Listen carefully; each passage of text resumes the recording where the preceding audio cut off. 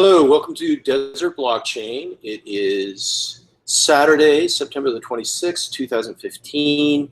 It's a little bit after 9:30 a.m. Arizona time, and this is our mini conference portion of the Desert Blockchain. Welcome you to participate.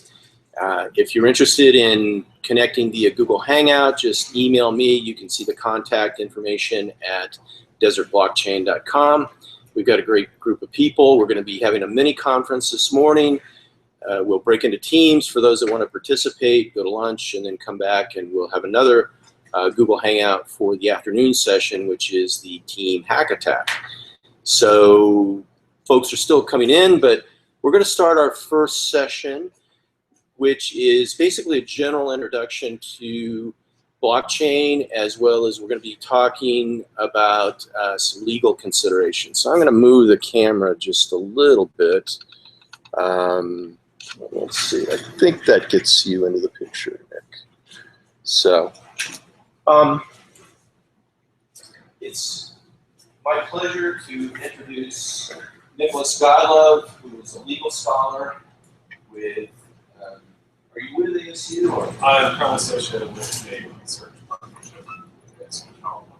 Great. So, Nick has written some academic papers on the legal considerations around blockchain, and just to kind of make sure this is off just a little bit. There we go. So. I'm kind of skipping over a general introduction on blockchain, but basically blockchain is a decentralized technology that has flourished over the last, let's say, 6 years, since 2009. It's primarily been associated with Bitcoin, but today we're going to be talking about the blockchain, basically other applications beyond cryptocurrency. We'll talk about cryptocurrency today. The blockchain really is opening up a whole new realm of applications for decentralized technologies, decentralized trust, distributed ledgers, and financial applications, transactions, identity management, the holding of records, title, all this stuff is starting to basically blossom right now surrounding the blockchain. So. For about the next 30 minutes, basically around until 10 o'clock or so, we'll talk about some of the legal considerations around blockchain and cryptocurrency, and I'll let you get Sure. Just stand up. Yeah, just stand up or stay there, whatever. All right. Yeah, I wrote a paper that was in the email. I don't know if anyone read it. It was a couple of years ago on the regulatory climate of Bitcoins, but digital currency or virtual currency as it was starting to flourish. And since then, some of the things I predicted came true, some of them didn't.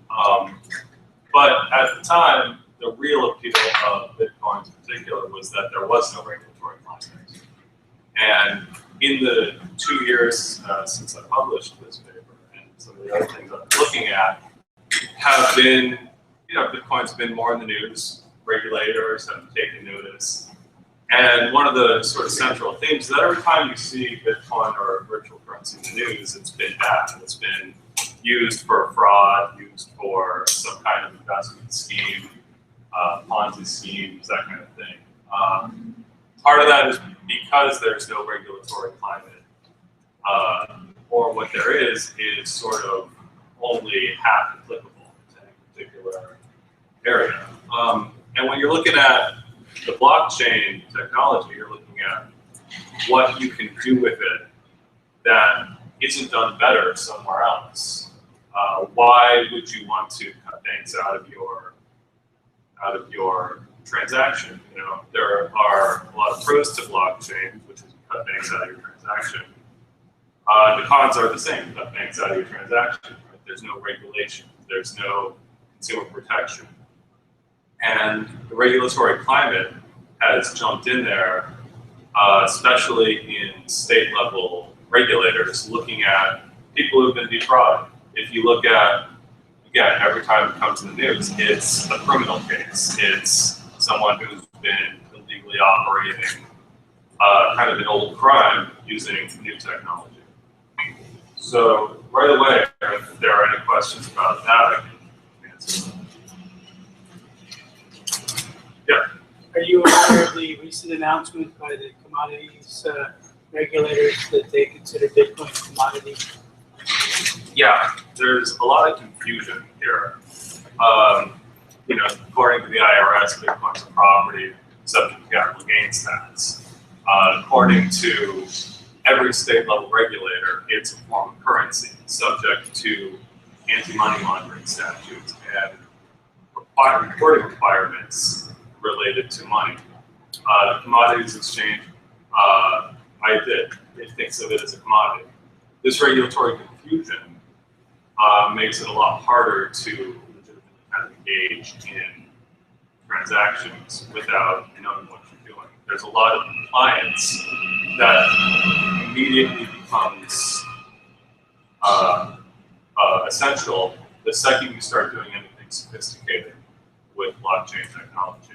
If it can be used in a financial method, all of a sudden, a bunch of entities are legally entangled with you. So there have been court cases where people have been selling Bitcoins or certificates of coin or using Bitcoins as a certificate of gold or other property, which is a great use of that technology. It's really smart. You can essentially sell futures on oil or gold, or even as an investment scheme in and of itself, simply using the blockchain technology. The problem is once you do that, all of the SEC regulations come down on you. You now have reporting requirements, disclosure requirements. And with this regulatory confusion, you're also dealing with money laundering, money transfer requirements at the state level. So you have a lot of the federal agencies are calling this property. They're calling it commodities. They're calling it an investable property. At the state level, if you have regulators saying this is money, you have to comply with banking requirements and accounting requirements, and you have to have stable funds in that state or accessible to that state in order to even do business there. There's kind of the problem. There's the catch-22. It's we still don't know if what you build is going to land you in prison, right? There are two major ways that blockchains, as related to financial transactions, can violate the law. One is if you operate it through an exchange, you operate it through any level of exchange, administration, processing of payments, processing of anything, you're considered a money services business. You're considered basically a transfer company, as though you were Wells Fargo's wire service, which means you have to comply with that state's banking, money service transactions. You have to comply with reporting requirements, money requirements, you have to have at the state. And what's worse is that if anyone in that state uses your service, which is on the internet, you're considered to be working and operating in that state. So New York has the most stringent. They have special regulations applying to virtual services, applying to blockchain companies. And it's through their financial and their treasury state departments. And the second you start transferring anything through the internet, they'll consider you operating in their state. Even if you don't have anything to do with New York, someone in their state uses your product, you're now operating in New York in violation of those reporting requirements. And they're strict. They have a lot of requirements. You have to have a cybersecurity setup. You have to have really pretty good levels of money kind of helping if a consumer gets ripped off, you have to be able to reimburse them. You have to have a lot of cushions and a lot of things that you're going to allow them to come in and look at your books, and they have to be in order in that manner. So the other way you can get embroiled is through something a little more serious, which is coming back up to how you can get involved in the law by using this, is if your product or service somehow becomes involved in a criminal enterprise. The Silk Road was the major kind of news story. Ross Ulbricht is serving life in prison for setting up a darknet online trading facility. And people used it to buy drugs, they used it to buy crimes, they used it to extort people. This was a hub that blockchain was an integral part of. It was using this technology to facilitate the transaction of crime. And you could be involved in that way and be considered a money launderer, as long as you provide that service. You have to knowingly provide this transaction, knowing that it's using money associated with a criminal enterprise, which for him, he had text files and diaries where he specifically wrote out how I'm using this to facilitate criminal enterprise. So they got him on that. Or if you're providing a blockchain service in order to avoid banks for a criminal purpose, you're going to prison, right? And it's not hard to prove that intent. That's kind of the only way you could conceivably mount a defense. But the intent seems obvious, at least in the Silk Road's case. In a legitimate blockchain enterprise, you have to have, again, regulations, reporting, and documentation of why you're not providing a criminal enterprise. Again, that goes back to trying to prove that you're a legitimate money transfer company, money services business, as opposed to someone who could be operating in violation of the law. The reporting requirements and the money laundering requirements kind of come together in that sense, proving you're on the up and up of your business who's not trying to provide some kind of criminal enterprise with an easy money transfer scheme. Blockchain is really good at that. It's also really good at legitimate purposes. Are there any questions before we go on? Yeah. So Nick, the cryptocurrency definitely, I can see how there's this collision with the existing regulations. What about just transactions? So let's say that I just want to transact something, transfer something. It's pretty clear. If you are a user or a miner, you're not in any way, shape, or form in threat of being considered a money transferring company, an MSB. You don't have any reporting requirements. If you are a user or a miner, you're not going to be in any way caught up in any of this problem. And I'm sorry, I've been a little distracted, but did you define user and miner earlier? No, it's kind of a squishy definition. A miner is someone who, in exchange for a little bit of their own part of blockchain, runs the computations that keep the blockchain moving. And a user is someone who just makes transactions over the blockchain. Is that? Yeah. Yeah. If the transactions are Bitcoin or another cryptocurrency, then they fall into the user category. Yeah. Then they're clear. Regulatory. They're clear the money transfer. Yeah. So if I want to send Aunt Betty, a Bitcoin, Yeah. then everything's cool. She's not a money services company. They're not a money service company. The only way that you're in trouble legally is if you're just using this new method for an old kind of crime. You're avoiding the bank when you send her a Bitcoin. Just the same way you're avoiding the bank when you send her $100. That's fine. If you're doing that to avoid the bank because those are proceeds of criminal activity, though, now you're both money launderers. If I, sell drugs, I get a $100 bill and I send it to my Aunt Betty so she can put it in the bank, that's money laundering. She's money laundering that too. If I send her a Bitcoin that I got through illegal activity, now we're both complicit in money laundering just the same way. But if it's legitimate, then yeah, it's fine. Yeah. So it's purely considered the activity. I mean, just to give a little, I run bitphone.net, and we take customer funds and deposit them in an account that we control for them. And so according to New York, we're a money services business because we're in possession of customer funds, right? But you could very well be considered. we don't exchange. We don't do the Bitcoins for dollars. There are a lot of companies that are operating that are probably in violation of this reporting requirement. You have to look at specifically how you use the funds. If you're just taking it, holding it, and not providing some kind of administration, then you're probably just a user.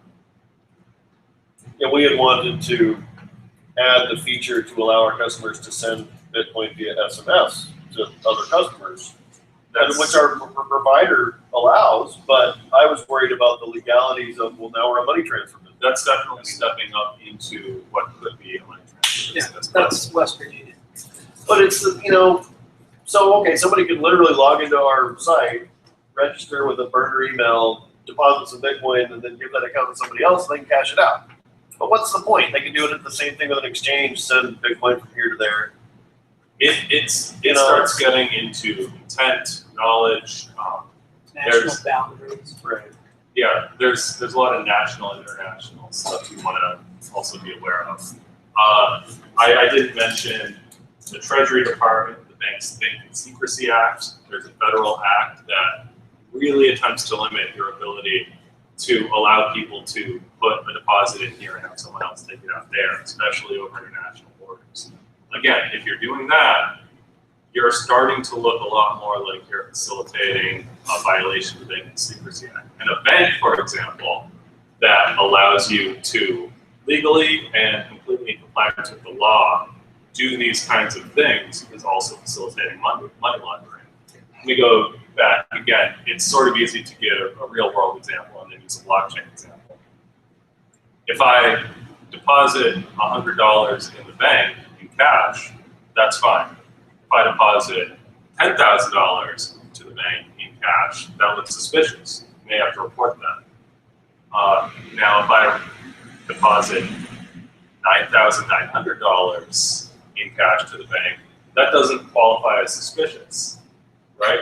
That qualifies as right under the No, that'll get you nailed for structuring. I'm getting that. structuring. That doesn't qualify. If you have a as lot of money that suspicious. you need to deposit at once, do it all at once. If the bank says break that up into little pieces, don't listen to them. Tell them to do the damn paperwork. Right. So if you keep depositing money at $9,900 over the course of a few weeks, none of those individual transactions are suspicious, but the structuring of those transactions is itself suspicious. That's where I was going with this. The way that you're avoiding these reporting requirements is itself a crime. That's why they don't Even like. if your business produces cash outflows at that rate, it will look like structuring. They'll key on the pattern and they'll take your money. Yeah, And exactly. then you get to argue about it for the next decade. It sounds like you've got the experience with this one, huh? Well, I have a financial background. Also, you're familiar with the Game of War? Well, they have the facility so that you can give your virtual army to another player, i.e. sell it to another player. And that's a very big part of the game.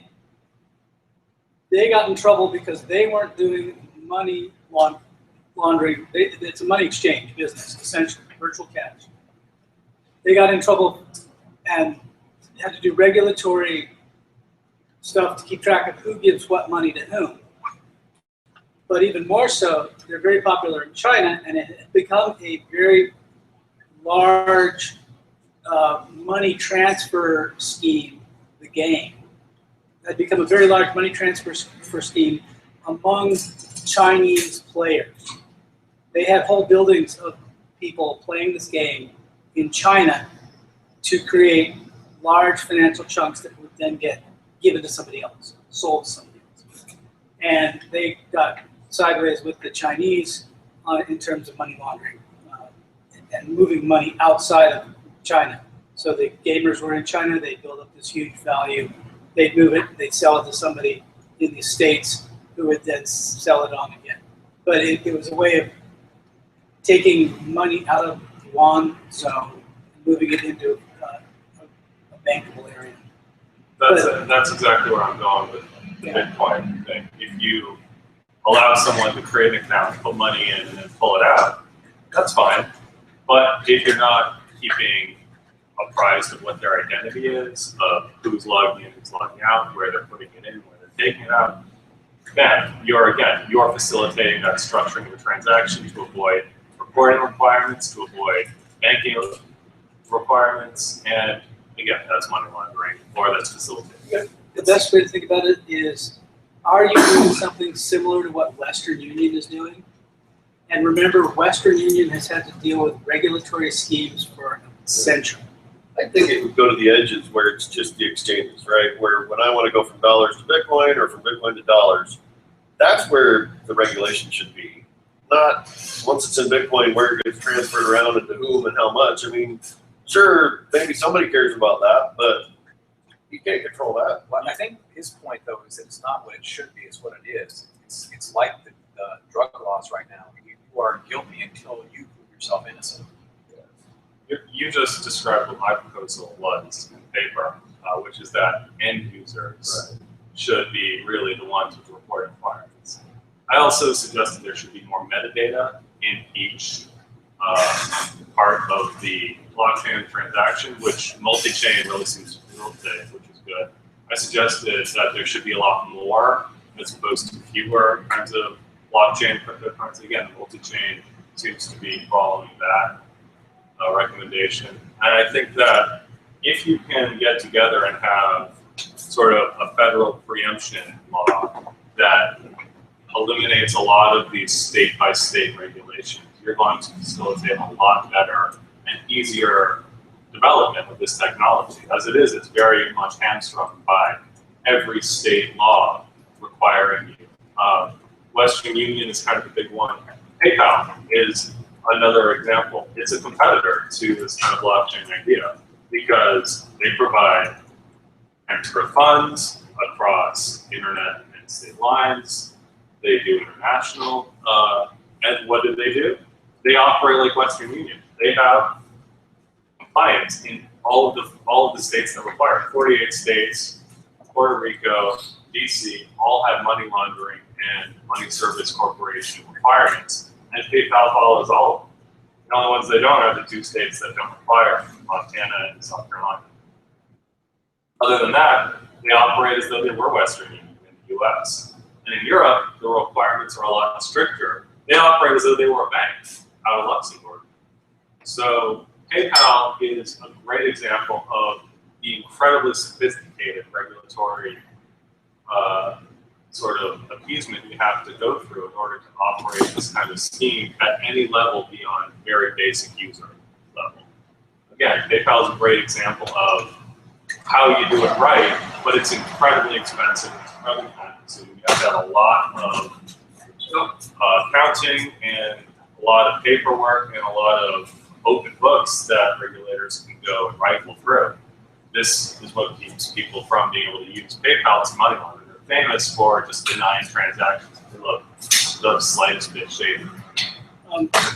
This legal structure is actually an infrastructure that gives you a lot of security and safety when you start doing, like you were talking about, trading Bitcoins amongst other groups.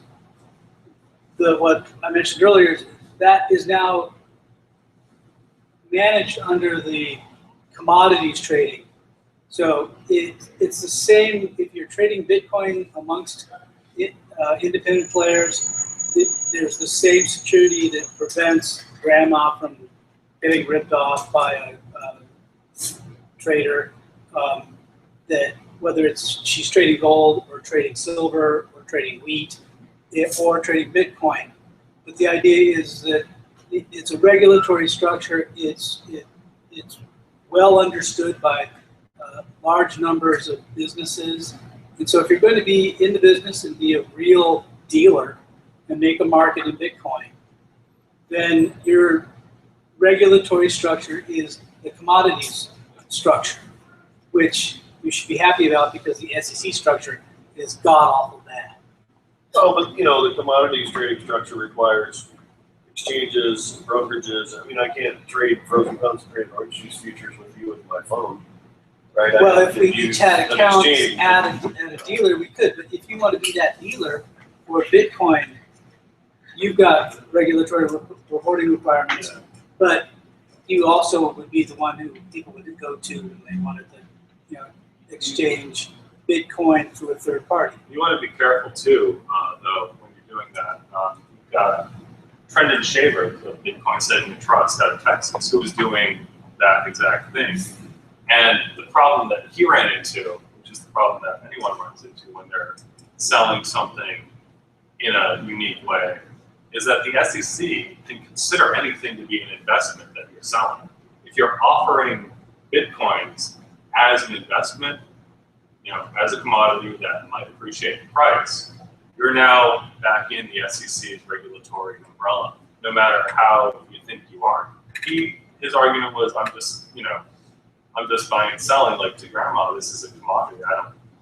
And that's the problem. If I sell a building in the wrong way, it's an investment. If I sell rental spaces in the wrong way, it's an investment. If I sell a used car on the street, that's fine. But if I sell it the wrong way, it's an investment. You can sell Bitcoins or any kind of blockchain thing as though it fits a certain number of criteria. It looks like an investment. It becomes an investment. And you will go to prison for selling without the reporting requirements, without the right offering. Yeah, especially at that point, it gets very much into what does your advertising look like. Yeah. Because if you're really pimping it out as an investment, then you're selling the investment, and you need to get that cleared through the regulatory channels. Otherwise, people have been doing pump and dump schemes forever.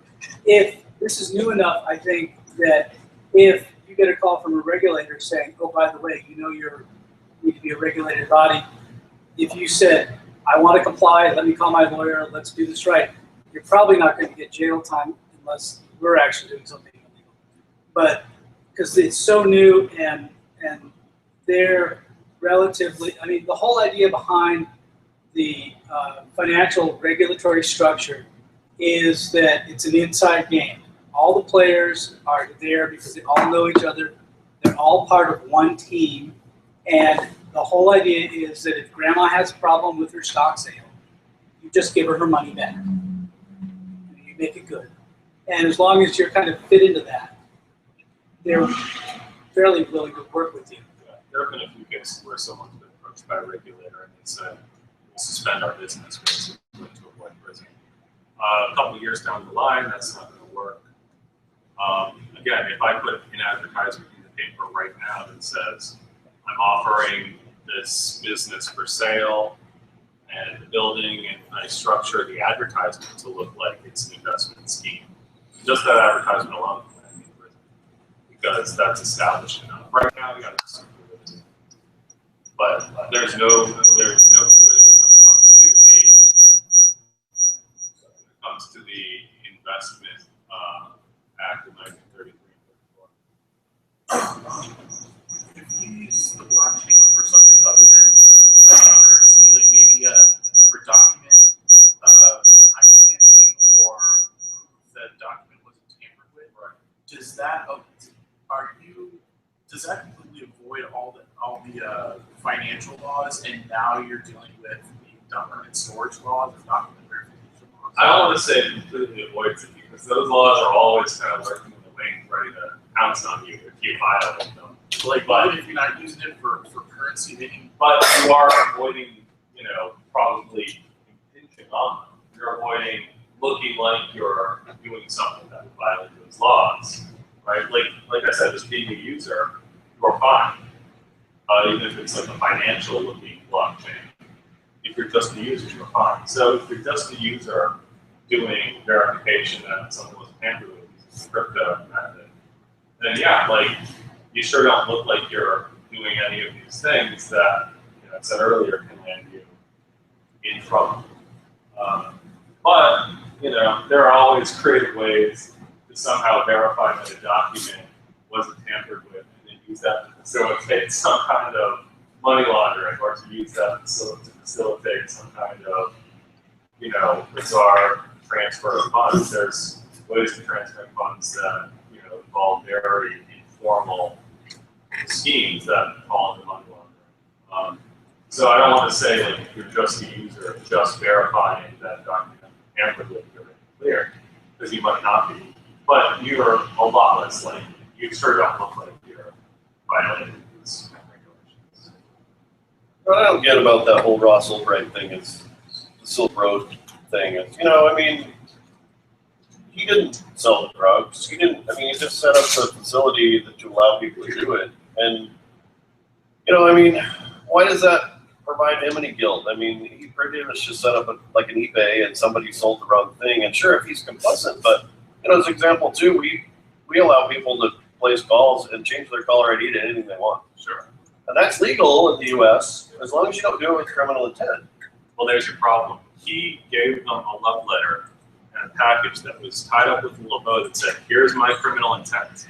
They had files and diaries that were explaining how he had criminal intent when he set this up. He told the FBI, you know, in every way possible they had criminal intent. And when you're sitting in the courtroom, you can easily make if you honestly didn't have criminal intent, you can make the defense. I know I set up this exchange, but I didn't intend for it to be used criminally. When they plop that file on the desk that says my criminal intent.txt, you're looking pretty guilty. So, you know, in his particular case, he was a special breed of genius who wrote down why he had criminal intent when he set this exchange up. And he probably got a call that said, basically, we have criminals using your system. We'd like you to help us. And he probably said, not right now, thanks. Which was Probably. When, like, you know, good example again, in the real world, it's nice to make these analogies. If I run a hotel and I operate the room on an hourly basis, I'm not violating any laws. But if I have certain people who come in off the street for very quick liaisons, and I charge those people extra money because I think, you know, maybe there's some sort of transaction going on in this room, I'm now operating with knowing criminal intent to facilitate this crime. Or at the very least, I'm sticking my head in the sand to avoid knowing, which is just the same legally.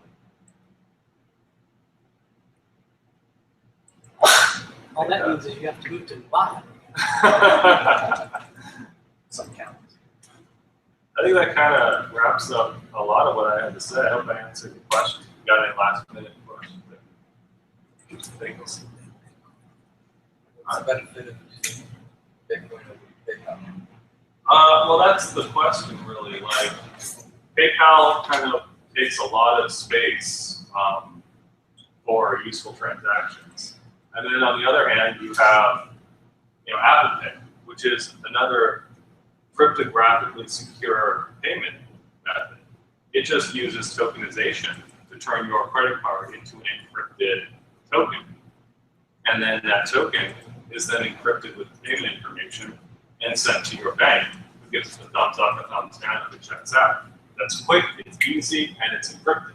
So, you know, between that kind of street level purchasing, which is safe, secure, and uses cryptography, and then PayPal, which is, again, through an intermediary, what space do you have in the middle?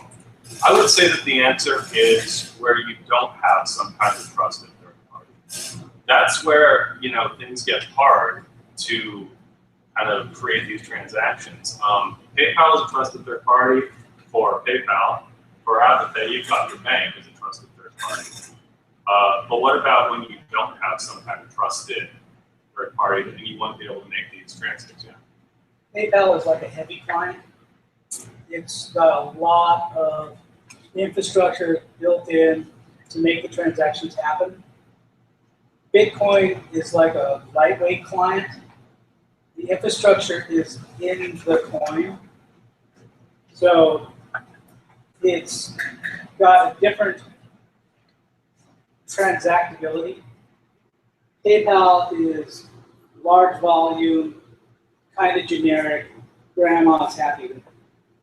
Bitcoin is easy, it can be somewhat anonymous, it's very lightweight. So there are different kinds of, different takes on a transaction. And so this will be different from Apple Pay, which is Starbucks.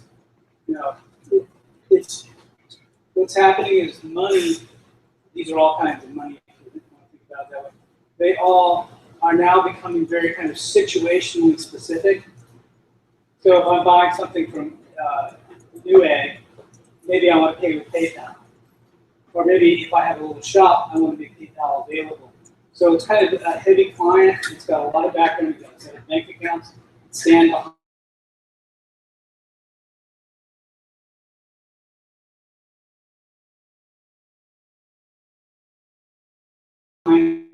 If I have, and it's very lightweight, I don't need to set up a lot of infrastructure to make that transaction happen. I receive the Bitcoin, and then I can deposit it in my wallet and open the minutes for the wood user. So it's got a very lightweight kind of infrastructure.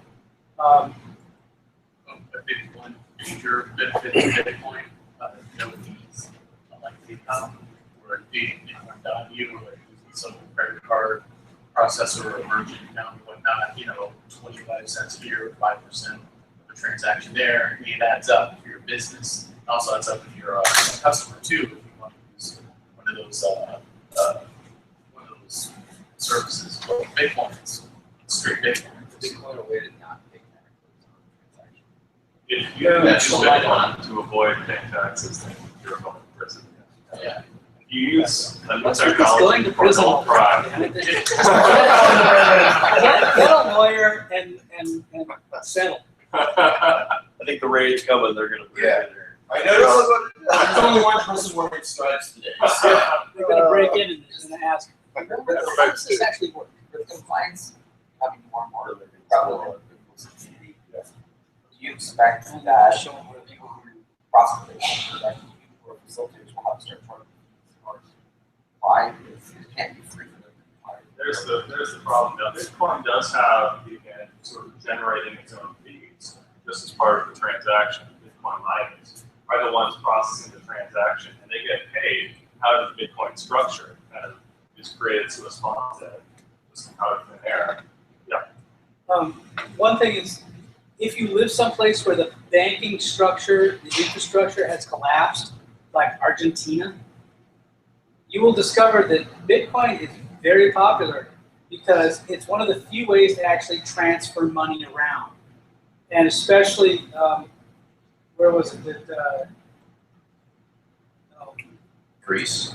yes, Greece discovered Bitcoin not too long ago when their banking system went sideways. And the infrastructure of a banking system is expensive and it takes a lot of people, it takes relationships. And when it goes offline, individual people may notice quickly, but businesses notice really quickly. And if you can't pay for imports because your bank can't actually cash a check anymore, you're looking for ways to, do I send a boat over to Italy just to get the sugar that I need for baking? It becomes very difficult to stay in business when the infrastructure that we all depend on suddenly fails. And in Greece and in Argentina, some of the response has been, oh, Bitcoin works. So it's not dependent upon social institutions. A middle ground where you don't have a trusted institution. That's really the best. It's not, but usually with any kind of open environment, you always have some kind of centralization happen at some point. Yeah. Your example of having a website that you can transfer through or something like that is an example of a centralization is easier for people to transfer, which I could give you $1, you don't have to go to the bank, but if I'm giving you $10,000, I could transfer. Do you know how houses are purchased in Argentina? Wheelbarrows of Or cars. People buy cars as it's all cash. I'm a little confused by something you said. If I sell you something for 100 Bitcoin. Yeah. And so we exchange the 100 Bitcoin. Miner makes something on that. Yeah. Where does that money come from? Where did that Bitcoin come from? I can get someone else to explain it, or I can explain it. I'm gonna ask that we table that discussion right now because I think it might be helpful to go on to the next section, which is on multi-chain and basically platforms. And that might open up some things. But basically that's out of the whole mining, the whole structure of Bitcoin itself. answer to yes or no your question real quick. Okay. Is Bitcoin P2P and is Bitcoin tied to a bank account? The answer is yes and no. So yes, it's peer-to-peer, and it's not tied to a bank account. Now, there have been instances that the disasters that you've heard about, like the mountain, okay, the disasters you will hear about are basically when people entrusted their, let's say, passwords, if you will, to a centralized authority, like Mt. Gox. So, just to kind of wrap this up, and I mean, this is awesome. We've got these questions and comments going, and we could spend the whole day basically talking about these items. But we're really at a juncture right now where this peer-to-peer technology, this decentralized architecture is brand new, relatively brand new. And all these questions about how does this fit with the legacy regulatory realm, how does this fit with centralized versus decentralized, all that stuff is just in the emergent process. And part of what the opportunity is this afternoon is to start to experiment with, you know, how much centralization do you put in, how much decentralization. And that's where the multi-chain platform comes in. It's designed to do that experimentation. It's designed to do that research, both on a private chain as well as a public chain. So thank you, Nick, for Thanks, I hope you enjoyed it. That's awesome. And now we're going to move into the next section. But before we do, we have a couple people join. Would you like to introduce yourself and how you find out what you'd like to get out of today? My name is Max Harper. I actually met you at the with Lars at the mobile dev conference or mobile fest last week. I've been a fan. Well, I'm trying to legally pick my words carefully because this is being recorded. So I didn't say it like, oh well, he was trying to get into, you know. I've been a fan of, well, I've noticed Bitcoin. I've been kind of keeping an eye on the technology for the last couple of years. I'm just really interested in how to use the blockchain for something other than cryptocurrencies, maybe verifying identity or using it in some other kind of fashion. But. Cool. And that, again, is identity management, security, is where the next section we talk about after platforms, basically. We're going to talk about innovative ways to use the blockchain for security. But all that stuff is outside the realm of some money laundering stuff. Yeah, or for the most part, unless there's some clear way that you're trying to incorporate money laundering into the structure, I think it look like it is. Yeah, it's all outside that. So everybody that's been messing around with Bitcoin thinking, hey, it's anonymous. It's not anonymous. It's pseudonymous. And that they can get away with something like not paying the taxes or, you know, doing something that's you couldn't do with traditional currency. All that stuff is outside the realm of. So, okay, and Brent, would you like to introduce yourself? Yeah, I'm Brent. I'm a Director of Corporate Innovation at American Express. Just kind of checking out what's going on, see what you guys might hack in the afternoon, and maybe meet some people. Cool. Just as a side note, American Express is a financial institution, so somebody should keep an eye on that guy. Right. I have a sidebar comment for your last comment about like avoiding fees by using, Bitcoin. Well, so if you use Bitcoin and then the value of it fluctuates, you may end up incurring more of a cost than the actual fee you use. Ken, I have a comment to his comment to my comment. That's why they put in that restriction of the, I think it's like 21,000 Bitcoins ever generated over the 21 million. 21,000 over the next 30-something years, and the number gets halved by every year on top of it it also adjusts to the size of the Bitcoin network. So Bitcoins will actually appreciate in value over time. But I don't mean appreciate in a legal sense, because I don't want any entity to come after me for trying to think of Bitcoin as a currency. Just want to make that disclosure. That's right. Everything we're saying today is not true. We're not really saying it, so. We're done This here. is all. And we're not here. This is not improv. Yeah, this is all. Just virtual. I just paid for free Wi-Fi. Good answer. Good. Why don't we take about a 5-minute break and enjoy some coffee, and then come back at. By the way, the restrooms are right over there. There's parking across the street. But let's come back at 10:25, and we'll resume with a session on multi-chain. Jay, do you have the URL for multi-chain? The URL? It's just multichain.com. Oh, it's not desert. Oh, by the way, I was looking on the Facebook page, and I clicked on the link. It was desert house for. Yeah, I know. So you gotta put it in just get on blockchain.com. Oh, I've got it connected. So there's some DNS. Oh, like they automatically try to.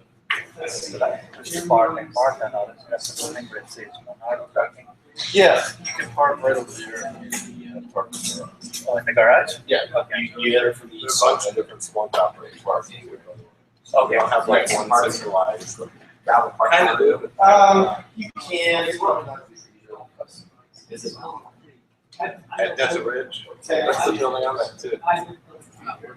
Okay. That's But- That's the building with the cafeteria. I just. All right. And, It's the park. It's.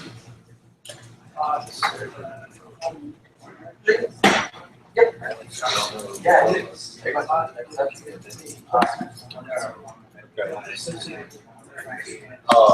Allegiance. but, anyways, I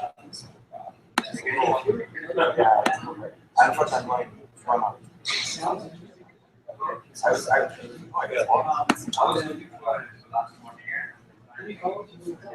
Okay, are you on LinkedIn? yes. It sucks. It's like I'm So, I would say whole systems like Seattle. mainframe. well, let's.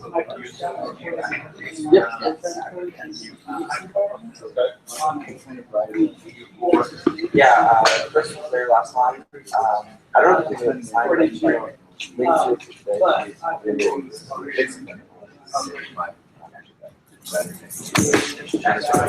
Oh, yeah, June drive. Still gonna get rid of that.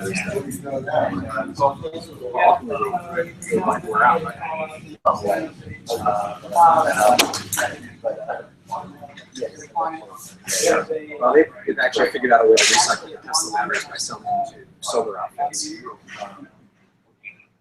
So I was reading that apparently when an electric car battery drops down its chargeable range, it's no longer considered dependable by the drive electric cars. So they swap them out. And so Tesla's other businesses, they're now selling used batteries to Again, people to it's store solar energy multiple parties overnight. don't trust each other. That's the situation. So I go to somebody's house and their garage has this bank of car batteries. They're getting charged up by the solar panels during the day, and they're providing power to the house. Again, it's not Fascinating ideal idea. because there are specific instances that a lot of Where's the we should just do whatever else. But yeah, the specific instances, especially. Yeah, this one's the easy thing. So the money is trying to magically appear. But it's not like something you could download.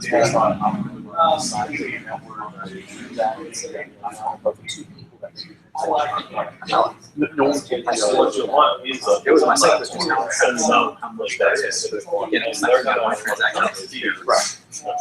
Yeah, and For their service. they smaller years from now, that's probably so. If you're a much. Or you can create, very other third parties that Really predict it. It's basically you're the. providing a platform. They're mining Less work. That's my money. So you really want to be providing a platform. So you can charge just the road. That'll cover. But that one Bitcoin turns it over.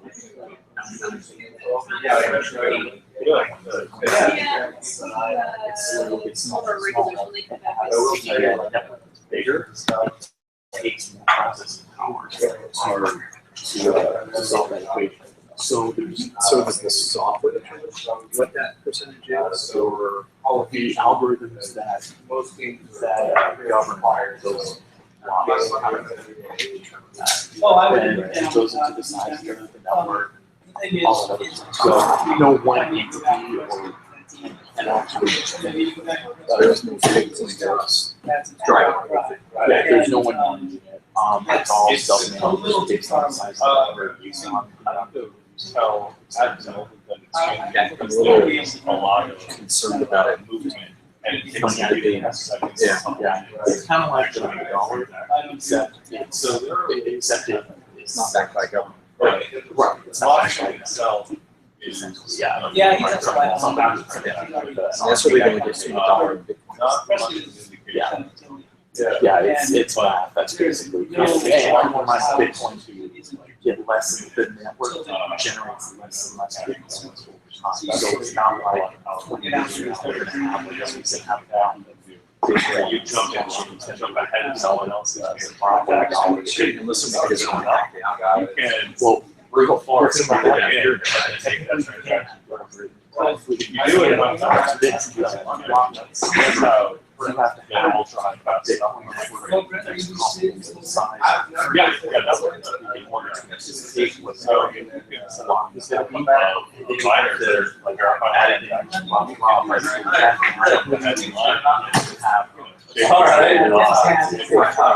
That's a cloud that's bigger than the current infrastructure. They say the legal stuff is out too, where if you have enough. Computers, you can actually vertical works, find your way through all that transaction. But that's very hard to solve. Yeah, and that's that, but that's one of those things where again, it's just an old cry and That's really awesome.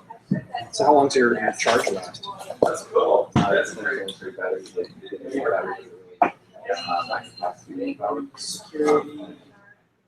Well, that's. So I know when I've been in China, there are electric scooters everywhere. And then it's like, That's what. I see this as an extension. Yeah. As we approach the end of the line. Yeah. there's a little some, trees got lots of shaking out. I mean, it's sort of like. Don't they require any You more know, torque to roll the bigger? Oh, sure. So that'd be cool. Let's see. Yeah, more stable. Yeah, that's part of Yeah, it. so we got a tool. Yeah. Right, Oh, maybe a trike could make more sense. That's yeah, that'd be awesome. I can give you my email address too. So you don't really carry much, right? Foster. FOSTER.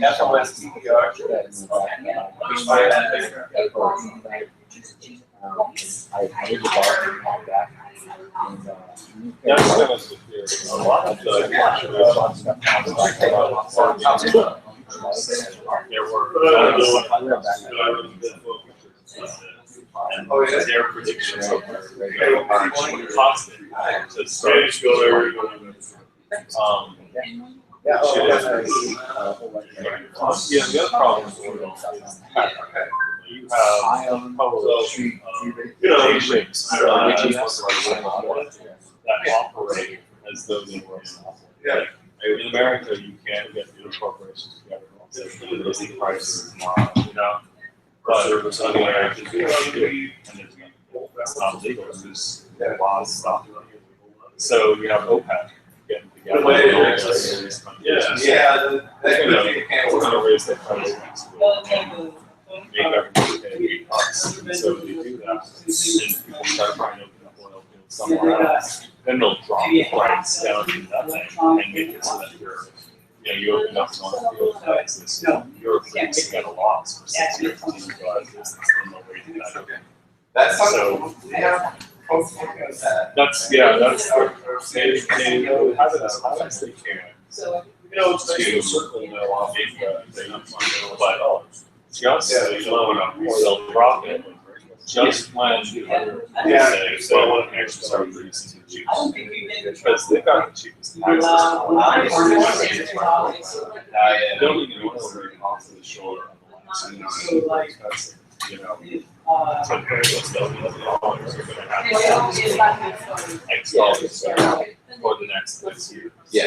And Okay. that's exactly. Let's,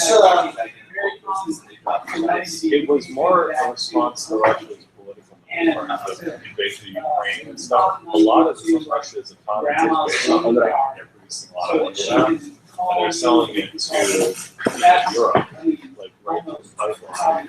Well, when they started saying we're not part of the international community anymore, Europe and America agreed. let's go ahead and get started. So Europe is just anything because, you know, like you can't find international to get started against the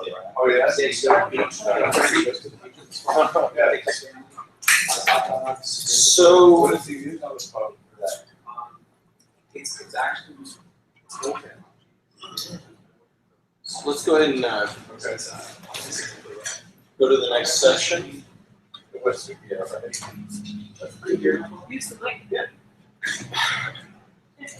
Yeah, I don't know. All right, so this next section, we're going to look at platforms for using the blockchain. Now, the normal platform that you use, Bitcoin Core, is associated with Bitcoin. And that's, there's been a lot of development around that.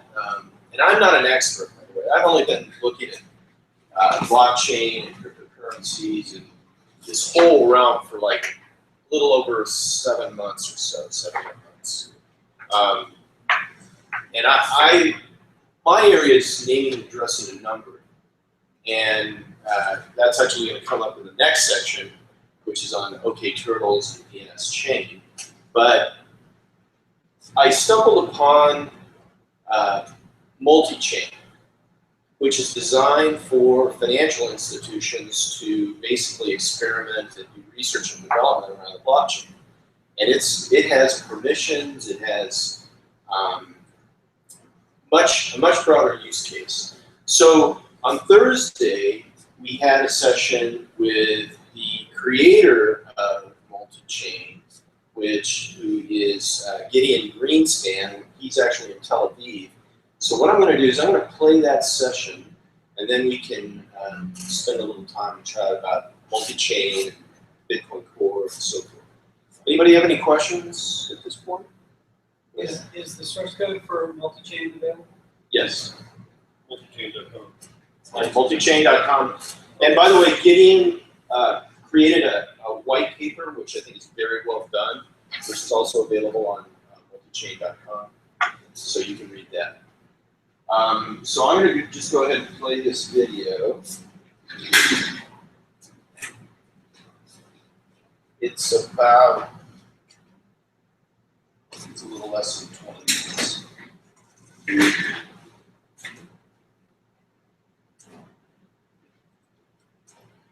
Welcome to Desert Blockchain Mini Conference and June Hackathon. This is our first event, and this morning we're talking about different topics that are related to the blockchain, And this afternoon, we're going to be breaking into team hack sessions or teams that will hack on a project that somehow involves a blockchain. And I am delighted to introduce everyone to Dr. Gideon Greenspan, who is the creator of Multichain. You can find that at multichain.com. And he's also the head of Coin Science. And Gideon's going to talk to us a little bit about an introduction to multi-chain, as well as potential use cases that you might investigate this afternoon, and maybe some of the technical considerations. So Gideon, with that, I'll turn it over to you, and if you could introduce us to multi-chain in about 5 minutes, appreciate that. Hi, thank you very much.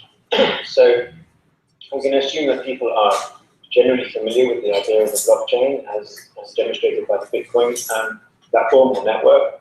So the idea behind the blockchain is it creates a kind of collectively managed and a collectively written database which represents financial transactions and other things beyond.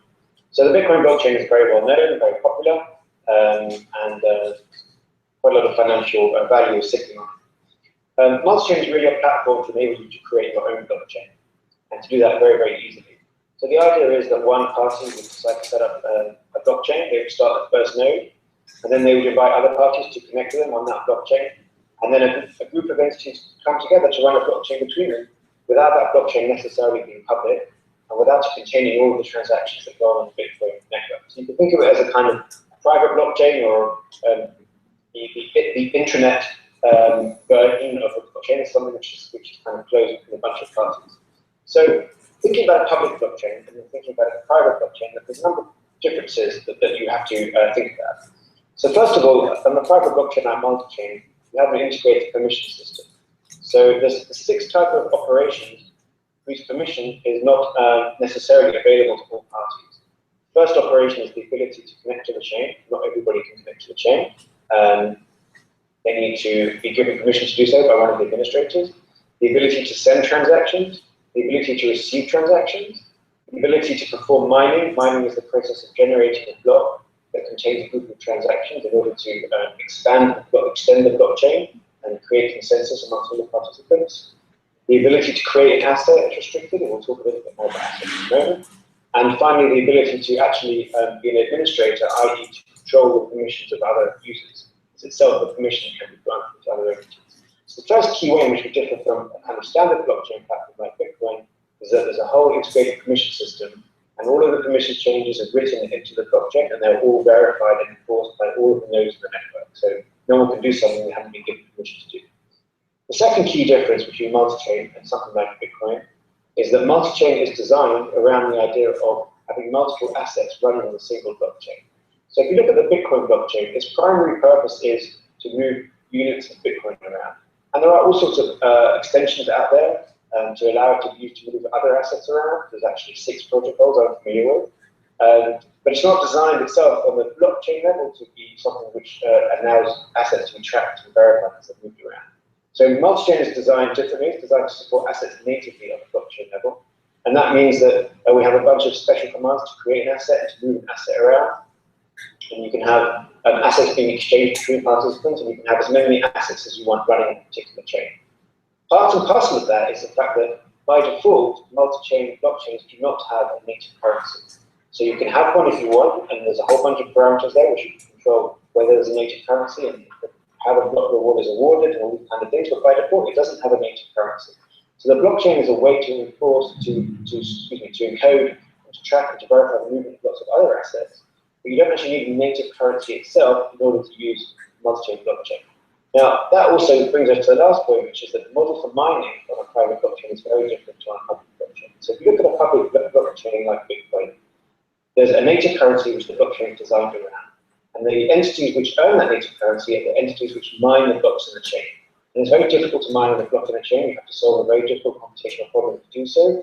And all of these things go together because it's a public chain. You need a way to make it difficult to mine a block, to prevent some small group of people taking control of the consensus. And the way in which we make it difficult is by having a difficult computational problem that needs to be solved by miners, and they get reward for all that work in terms of the native currency of the chain.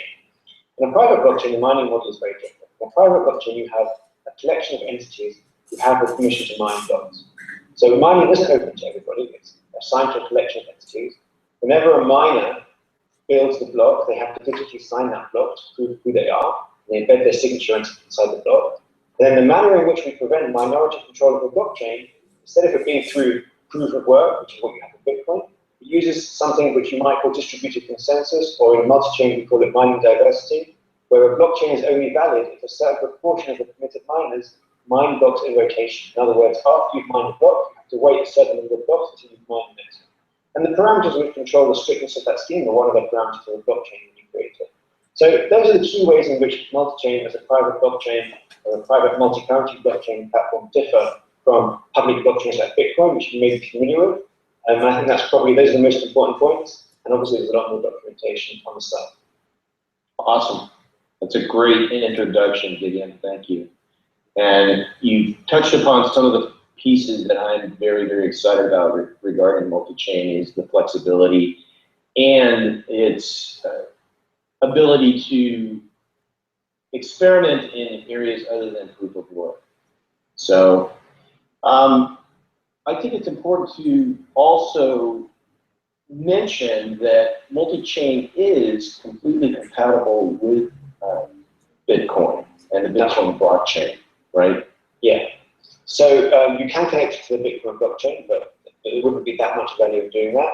But the key aspect of the compatibility is that almost all of the technical parameters of how it works, protocols, the transaction format, the block format, all the APIs you would use to communicate with it, those are all backwards compatible with the APIs of Bitcoin Core. So if you have any experience building something on top of the Bitcoin blockchain, you'll very easily be able to port it to multi-chain. In fact, if you've written code that works with Bitcoin blockchain, you can port it to multi-chain without modifying the code. So that can be a useful feature. Awesome. All right. So Dennis and Gavin, you two have any questions at this point? It's a little early, but I was just curious. Does multi-chain use like a proof of work or a proof of stake style algorithm? So neither. It uses this notion of distributed consensus. So the way in which you are allowed to generate a block on the chain is, first of all, you need to have permission to generate a block. And that's something that's granted by one or more administrators. And then you also can't generate too many blocks in sequence. You need to wait for your turn to generate a block after other permitted miners have generated their blocks. So if there's only one permitted miner, then you can generate all blocks yourself. But if there are, say, 10 permitted miners, then you might have to wait for 8 of them after you generate one of your blocks to generate the next of your blocks. So you kind of wait your turn in rotation. And then the strictness of that scheme is defined inside the parameters when you create a chain. There's neither really proof of stake nor proof of work. It's permission-based mining. And I believe, Gavin, or excuse me, Gideon, I believe you term that as a round-robin process. Yeah, so that's many words with distributed consensus, round-robin, or mining diversity is how we name the parameter inside the parameters file. But they all express the same idea. Okay, great. So, Gideon, what would you recommend that the folks participating in Desert Blockchain consider as interesting use cases that they might experiment with this afternoon during the team hack attack session? So yeah, so there's kind of a few key features of multi-chain which I think go beyond what you can do in public blockchain, and those are perhaps the most interesting things. So first of all, because you can have many, many assets being issued on a chain, this also enables you to create transactions which we might call an atomic exchange transaction, or in kind of finance terms, it's called delivery versus payment. And the idea of this is you can create a single transaction which represents the swap of assets between parties. So you can have many, many assets in this transaction, you can have many parties in the transaction, and the transaction itself represents a mutual movement of assets between the parties that all the parties agree to, and the transaction itself is treated atomically on the level of the blockchain. That means that the swap only takes place either completely, or if for some reason it's not mined, it doesn't end up in the block, it doesn't take place at all. So it enables safe exchanges of assets between participants without anybody worrying that they're going to be out of pocket without being compensated for what they were promised. And kind of an extension of that is that you can create an offer. You can create a partial transaction representing an exchange. You can distribute that in any way you want. You can send it over email, you can distribute it over a website, you can send it a message over a blockchain. And then you essentially are placing an offer of exchange on the blockchain, which anybody who has the access to that offer can then choose to compete. And people can compete with each other for who competes first. So that's one application which many people are very interested in multi-chain, is this ability to create safe atomic exchange transactions and also to create offers of exchange using that same mechanism. And there's a bunch of APIs in multi-chain, create raw exchange and append raw exchange, which are designed to make that process very easy. So that's the first thing which I think is kind of new. But the second thing is that multi-chain makes it much easier to embed metadata in transactions. In other words, to use a blockchain as a way to encode any kind of information you want, rather than just asset transaction information. So Bitcoin has this capability as well. It's called Operaturn. It's a type of transaction output called Operaturn. So when you create a blockchain and multi-chain, you're able to set the size limit for Operaturns to be much larger than it is Bitcoin. So Bitcoin right now, the limit is 80 bytes, and multi-chain by default is 4 kilobytes, and you can really make it as large as you want. So the idea is that you can use a multi-chain blockchain as a way to embed any data in the blockchain to represent anything you want, something legal, something transactional, and the blockchain itself stores that data in an immutable way and makes sure that all the participants in the network see the same thing. So kind of connected to that as well is that we've added a new API called append raw metadata, which makes it very easy to do that. If you want to do that now with a Bitcoin blockchain, it's kind of a pain, whereas we have kind of integrated into the multi-chain product itself an easy API to add metadata to transactions. So kind of for those two things, both in terms of creating exchange transactions and also appending metadata to transactions, people work through the getting started page on the multi-chain site, which is a kind of a tutorial after they download the product, and they'll see a concrete example about how those two features are used. And it only takes maybe 5-10 minutes to go through that page. So I think those are the two areas in which you can really build interesting applications that are hard to build today on a public blockchain. Great. And Gideon, what companies or entities right now, or if you can say, are experimenting with multi-chain? So I can't say because, well, some of the companies we're signing an NDA with, some of the companies' blockchain activity is not yet public, and some of them, just out of respect for them, I don't want to say the names, but if you see any of these online articles listing, which banks are playing with blockchains, at least half of the companies you see in those lists are experimenting with the product. So it's quite well known in the kind of finance world, and it's not really, any kind of secret sauce. It's just that what a lot of banks were doing before product like multi-chain came along is they were downloading the source code of Bitcoin and tinkering with it, spending a long time getting something that was working for them. And multi-chain just saves them a whole bunch of time. So, it's not really a hard sell from our perspective, and that's why lots of them are paying for the product. Mm-hmm. And what is your business model? So there's kind of a two-stage business model that we have in the company. First stage is based around multi-chain. Multi-chain is going to be released as open source under the GPL license. That means that if somebody wants to build a modified version of multi-chain for a particular purpose and they don't want to open source their work, then they'll have to buy it under a different license from us. So that's one business model. Second business model is basically consulting around the product, where we'll help people develop stuff on the product or help develop add-ons for the product.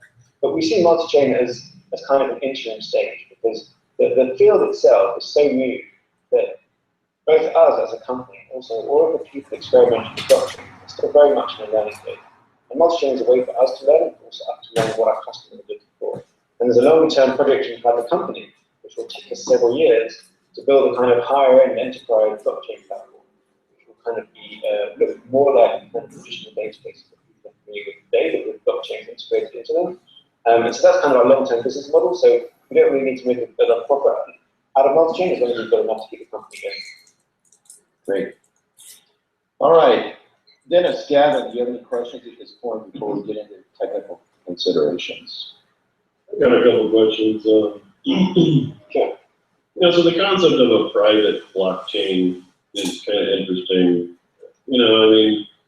To me, the public nature of decentralized consensus kind of gives the value to the Bitcoin network, where you're allowing consensus to be formed by a group of unaffiliated participants, which can kind of reach that consensus in a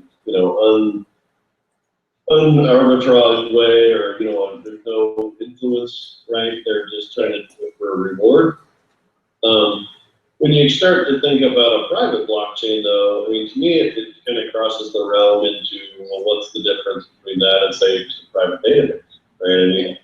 I can reach consensus in my own database, on my own without needing any participants. So what's the value there you see in having it private, but still kind of a consensus-based system versus, just a private database? Yes, I've written quite a lot about this. So there's a bunch of things. So first of all, absolutely, a public blockchain like Bitcoin gives you a type of security or a type of immutability that you don't have in private blockchains. Private blockchains have different applications to public blockchains. The flip side of that is right now, public blockchains are not really of interest to serious companies because they're kind of too new, whereas private blockchains are because they have more control over it. But so let me focus on your second point, which is what's in a private blockchain. So there's kind of a few key differences. The first key difference is you have a very natural and robust way to set up replication, which is easier than what you have today in database platforms. So very easy to connect a node and it automatically replays the whole transaction node, and it happens in a very, very easy and simple way. Generally speaking, databases are harder to set up than that if you want to do replication.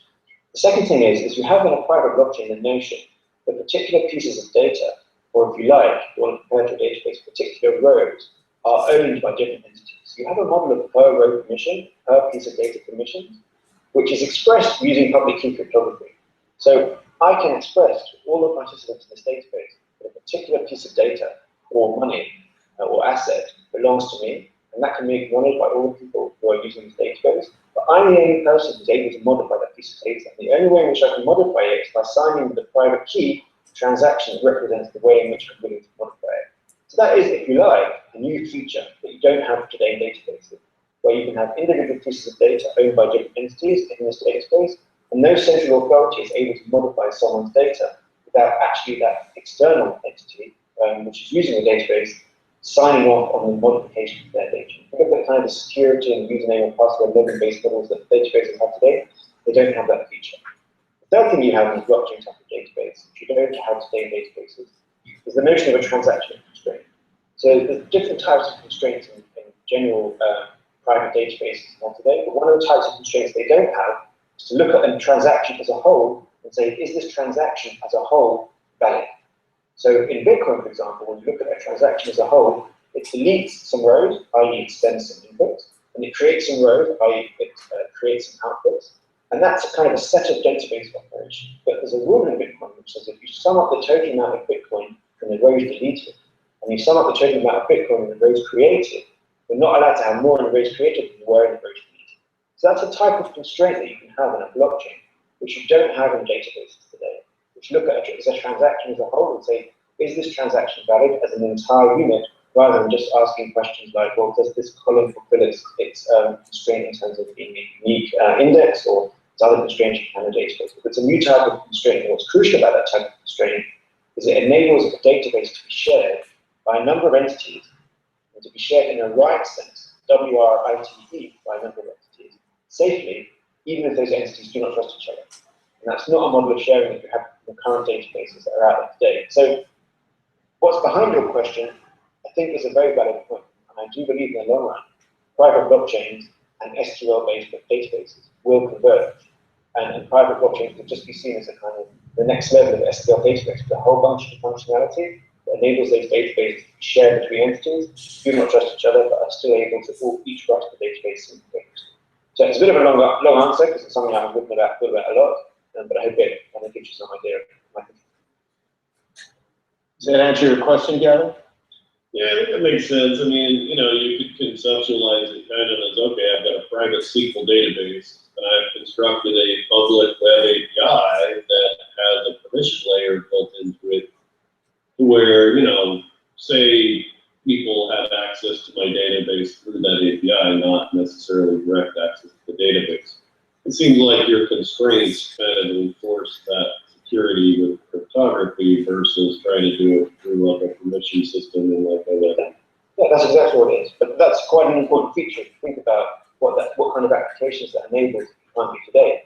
It kind of just opens up a whole broad swathe of peer-to-peer kind of applications that you just can't do today with a centralized one. Now, one challenge that I've seen with blockchain databases in general is that if you wanted to use the database to store any kind of state, it seems like it's because of proof of work. It's not real time. It's more of a consensus-driven thing where, well, I know it's going to be right eventually, but I can't rely on it for quick state, like application state or things like that, because it's, it has to come to consensus. Yeah. If you're not using proof of work or proof of stake, it seems like that might increase the time. If it's just permissions-based, I mean, a transaction should almost be able to be confirmed instantly. Yeah, so you have a multi-chain, you can set the multi-chain, you can set the block time.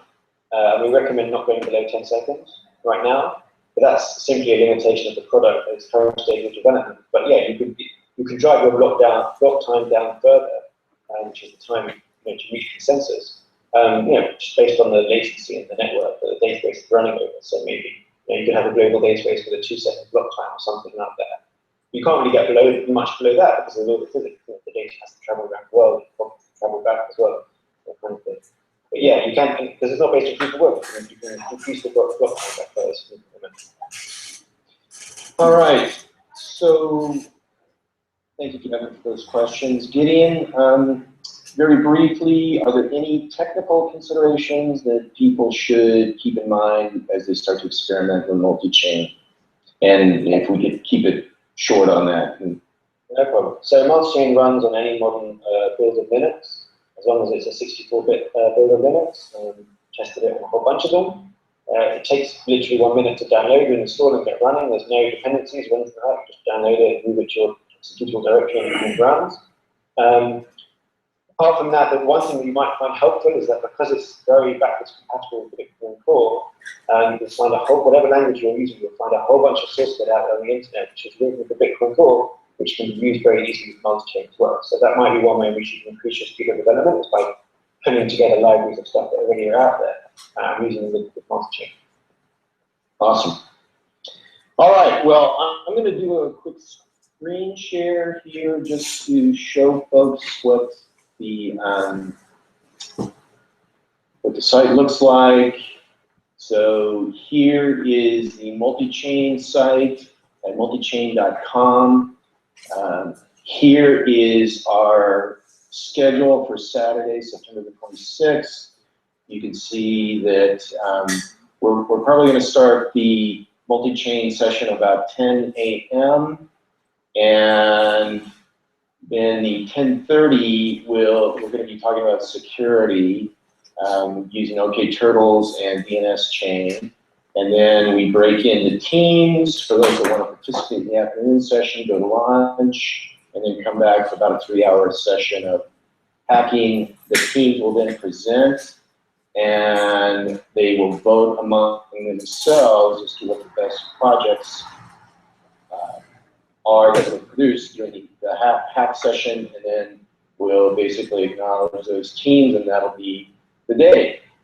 Now, I will mention that the next Desert Blockchain mini conference and Team Hack Attack is tentatively scheduled for January the 30th, and in between, we're planning some, at least a monthly get-together at Gangplank Chandler on their Wednesday hack nights on the last Wednesday of the month, but we'll be producing some more information about that. So at the moment, you can go to desertblockchain.com, just click on this button to register, and I believe there's about 20 spaces left.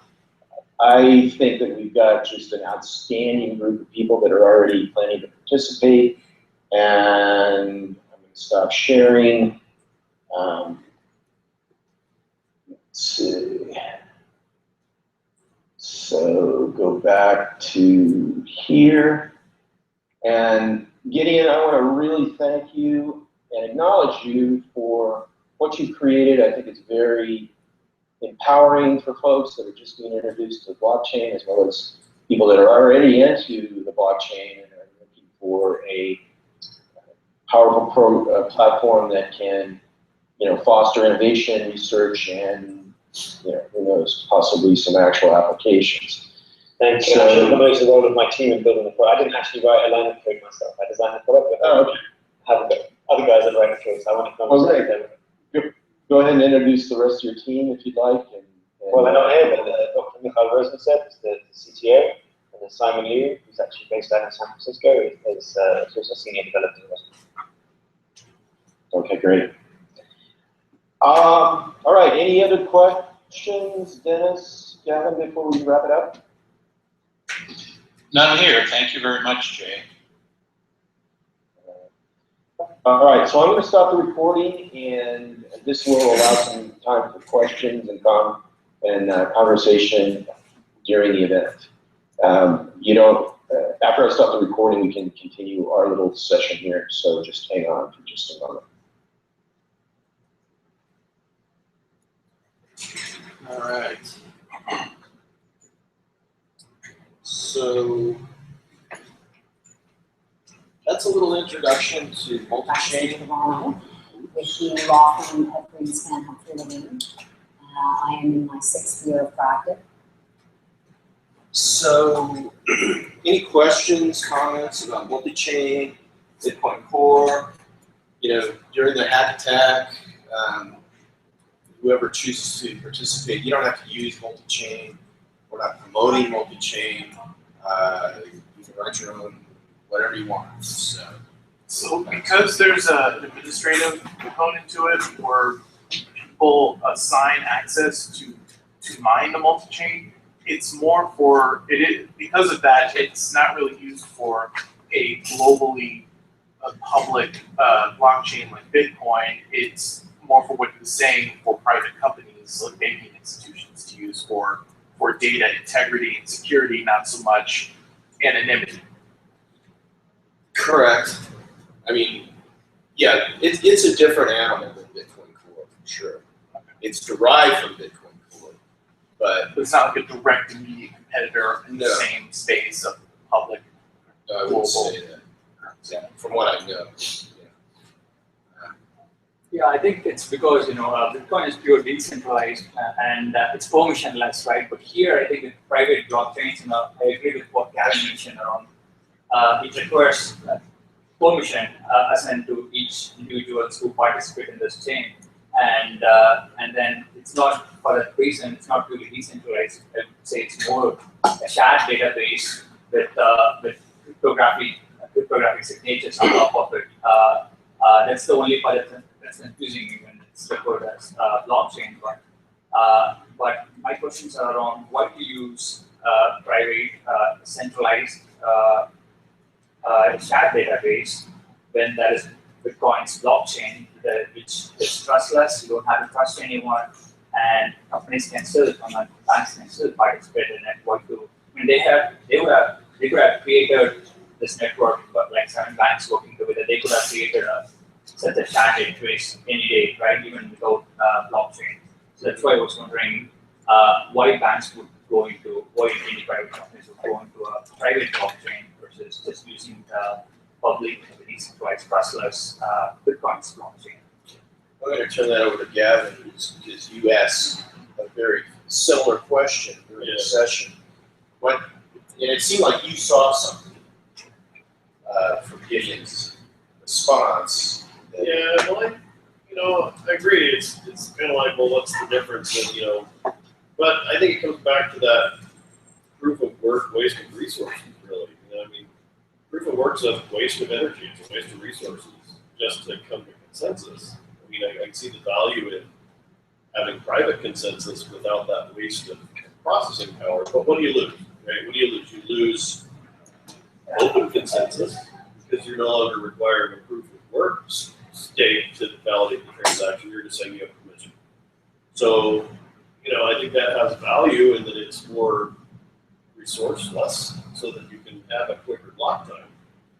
10 seconds even. That would add more value to the network, but then you lose that public trustless consensus. That takes time. So I think it's just kind of a balancing act of what's your goal? Is your goal to come to consensus? Or is your goal to have speed? Or is it important that it be trustless and you require consensus from different participants? That's kind of the question. Like I said, I can come to consensus in my own database on my own. I don't need to make it public to do that. But maybe when it comes to the application where you're trying to validate ownership or stuff like that, you don't trust one entity. You think my take on it, Babu, is that we're still in an exploratory phase here. And I think until you actually get something in people's hands, both the developers as well as the public, the use cases are still going to be kind of hazy. So what's the best use case? What actually works in real life? Where are the advantages? Or is this just like a regular database? What do you hear out of that? Yeah, I think I agree. It's a good point. There's definitely a lot of wastage of resources when they want to participate in the Bitcoin's blockchain network. That is definitely, but still, it's definitely a shared database with programming signatures on top of it. Which would have been there for any time for a longer time, irrespective of the Bitcoin and its blockchain. It's a totally different animal. So why don't we, unless there's some other burning questions, go ahead. Well, instead of focusing on the trust as an aspect of the distributed journal, it's the cost of coordination. So if you're inside an institution, using a centralized database takes a fair amount of coordination, management, organization to get it to be used throughout the institution, whereas something like this has a very low participation aspect, and because it's very distributed, you can say, if you need to say track assets or track certificates, the use of certificates, you could say, okay, you can create your own certificates as you need them, but you have to register them with the multi-chain so that we can keep track of what's there. And once you get your multi-chain sign cert, then you can use it. But it's a very low organizational coordination cost. You don't have to coordinate. You just say, here's a resource. It's very easy to work with. You don't care how you use it because it's distributed and it doesn't, and it works with the standards. You just have to use it. And once you set that up, it doesn't have the institutional heaviness of, say, you have to use this SQL database and it's an Oracle installation. You have to use this client, because that constrains what the business units will do, and then they won't participate. So it's got, by being so lightweight, it's easier on the uptake throughout the institution. So and I'm going to use that as a segue. Jeff, I'm sorry to cut you off, but I'm going to use that as a segue to transition into the next section, which is security. Because I think part of what the value proposition is around the blockchain is a whole new realm of security. So let's take a look at a couple of videos by Greg Sledpak. I might be mispronouncing his name, but Class of 2003.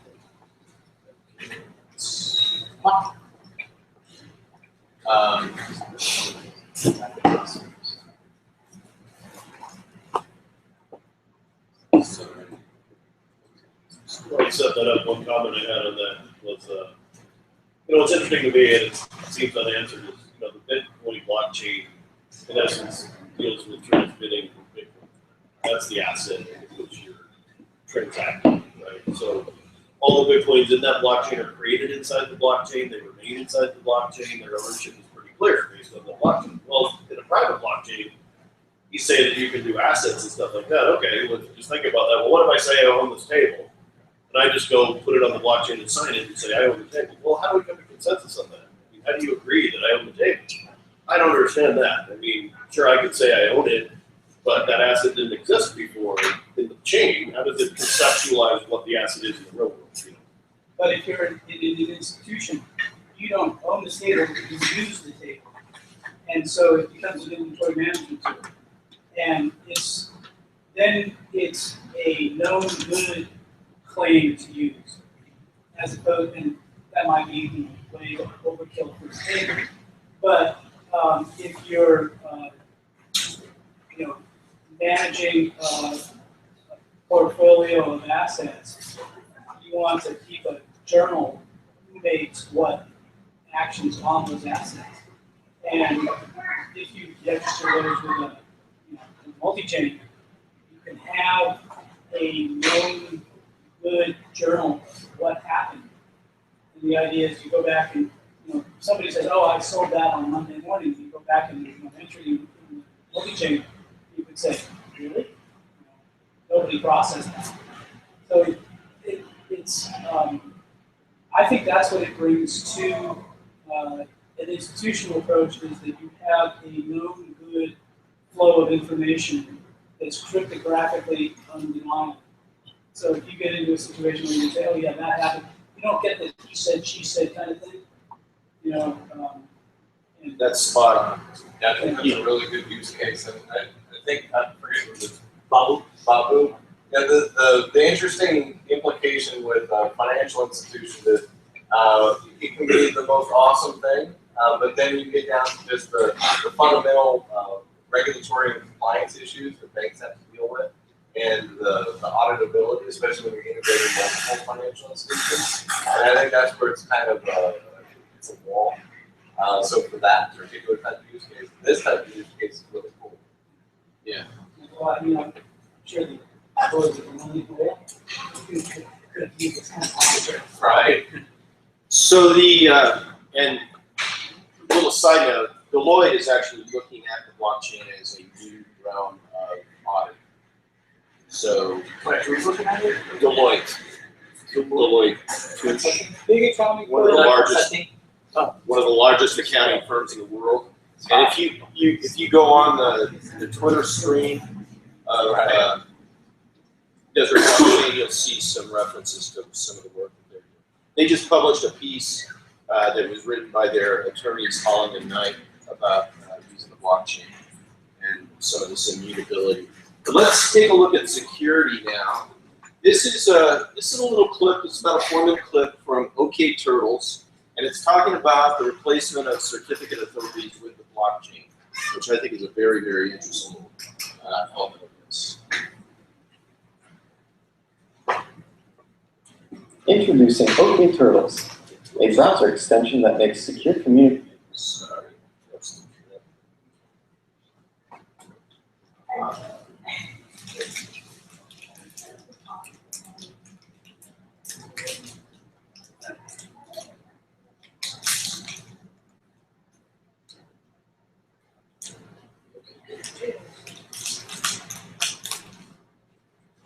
Simple and ubiquitous. Introducing OK Turtles, a browser extension that makes secure communication simple and ubiquitous. OK Turtles uses an authentication mechanism called DNS Chain, a hybrid DNS HTTP server that fixes one of the oldest security backdoors in the internet. Together, they make man-in-the-middle free communication possible for everyone. What is a man-in-the-middle? A man-in-the-middle is someone on the network who is between you and the server you're connecting to. And a man-in-the-middle attack is when they spy on your connection, tamper with it, or reroute it to some entirely different place. You might ask, doesn't HTTPS protect against this? And the answer is sometimes, but not always, and not from everyone. HTTPS relies on CAs, or certificate authorities, to verify connections. There are over 1,000 such CAs out there. The security of the entire internet depends on the least trustworthy of these entities. Here's how it works. The attacker, usually the government, forces a certificate authority to issue a certificate for the website they're attacking. Hackers can do this as well by hacking the CA or the website you're visiting. The browser checks the connection. It sees that it's issued by one of the many CAs out there and declares it secure. This system used to be the only option we had, and you have to pay a yearly subscription fee for this broken protection. Now there's an alternative called DNS Chain. DNS Chain doesn't rely on untrustworthy third parties, is completely free, prevents many types of internet censorship, and it actually stops man-in-the-middle attacks. On to the demo. DNS Chain gives its users secure access to all of the information stored in any blockchain it supports. Currently, Namecoin is supported, and to guarantee the authenticity of the replies from DNS Chain, you only need 2 bits of information: the server's IP address and its public key fingerprint. For this demo, I'll copy the IP of one of the public DNS Chain servers and update my DNS settings. But you should use either your own server or a trustworthy friend's. Now we can access Namecoin's.bit TLD, and we also have access to DNS Chain's .dns meta TLD. A meta TLD resolves to the server that you're connected to, and .dns lets us retrieve blockchain data as JSON. This is useful for the okTurtles extension, because extensions often aren't able to query DNS directly, so instead we can use HTTP. Another DNS chain feature comes from the unblock.us project. When enabled, the DNS chain server will tunnel censored websites, and only those, through the DNS chain server.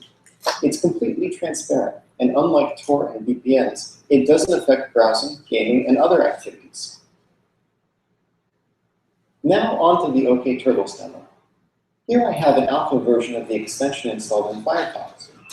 okTurtles detects text areas on web pages and lets you switch them into a secure input mode. This is just a proof of concept GUI and is not what the final version will look like, but the idea will be similar.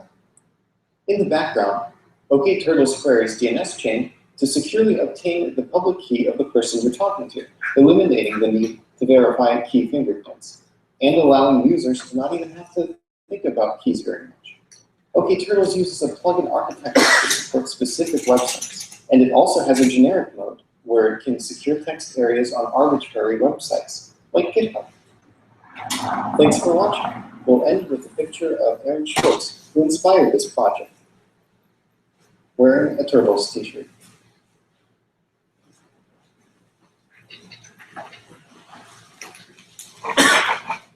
That is sweet. I've heard about that, using blockchains for DNS, but I didn't think anyone would actually have, I didn't think it was implemented yet. I thought it was just like a research paper in college somewhere, but not a like proof of concept, but not like something implemented.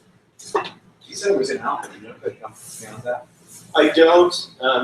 Greg has offered to join us via Google Hangout this afternoon. I haven't connected with him to set a time or whatever.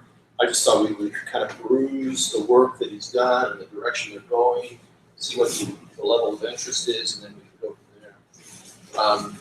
There's another session where he addressed a meetup in San Francisco, and we can play that if you want, or we can just have a general conversation at this point. You guys want to hear more?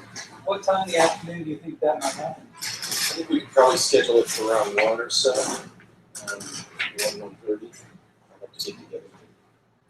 I think it's very interesting because there are 2 things that are happening in the DNS world. You've got DNSSEC and GAME that are efforts to address the same problem at W3C, but you also have on the browser side, self-signed certificates are pretty much going away.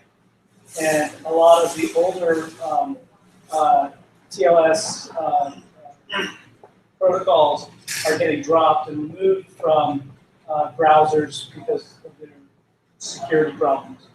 And so it's getting much tighter. It's getting a much closer institutional focus. And I think that this is a very important distributed alternative. Any other questions? Well, how about if we go ahead and watch the next video is about 18 minutes, and it goes into a little more detail on exactly what they're working with and Namecoin. You know, I will mention that Namecoin, I think, has some significant considerations associated with it. But so the general idea here, though, is just to look at this as a new realm of security. And you know, I think that's really the takeaway from what Greg is working on in this general initiative. Go ahead. Good considerations or bad considerations? Let's just call them considerations at this point. So, I don't care to label good or bad.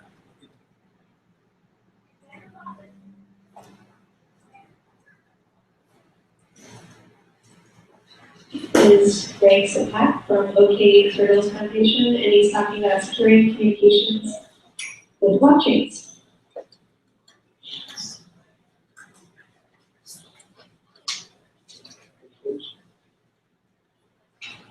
All right, so thanks everyone for coming. I'm going to be talking about security communications with blockchains. So to start, I'd like to point out that the internet has a problem. In fact, the internet has many problems.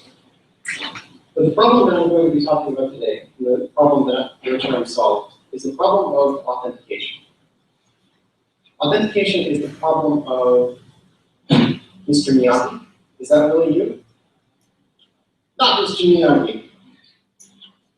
The way that it works online today is actually a little bit more deceptive. They tell you that, yes, I'm Mr. Miyagi, but the reality is that they're not Mr. Miyagi. So let's give an example of how this works with HTTPS. When you connect to a server, your browser is sent something that's called a certificate, also referred to as an SSL or TLS. And your browser checks to see if that certificate is legitimate. It is, after all, what is supposed to confirm the identity of the website that you're trying to connect to. How does your browser do this? When they invented SSL about 2 decades ago, they decided to outsource this responsibility to third parties called certificate authorities. And today, every browser ships with several hundred certificate authorities that it implicitly trusts on their behalf to make those decisions. In total, there are over 1,000 certificate authorities out there that operating systems and web browsers trust. So, it's not that it trusts all of them. It's not like a unanimous vote. It's just one vote is enough.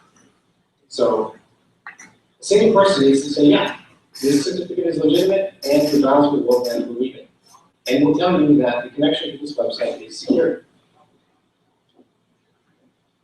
We had a problem a couple of years ago where such an attack happened on DigitalOcean. And I believe several hundred websites had certificates issued for that project. The CEO of Komodo had this to say, that it seems that they, the attackers, need these certificates. And they will not stop attacking. And the reason is simply because they can't. The system is fundamentally broken, and it invites hackers and governments and disgruntled employees and whoever wants the amazing power of being able to impersonate any website on the internet that they choose. So I'm here to tell you that there is this thing.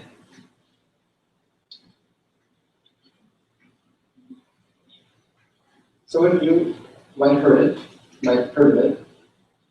It's called a blockchain. And a blockchain can secure online communication end-to-end. You have no idea how difficult it was to find an appropriate picture. I'm searching on the bus picture.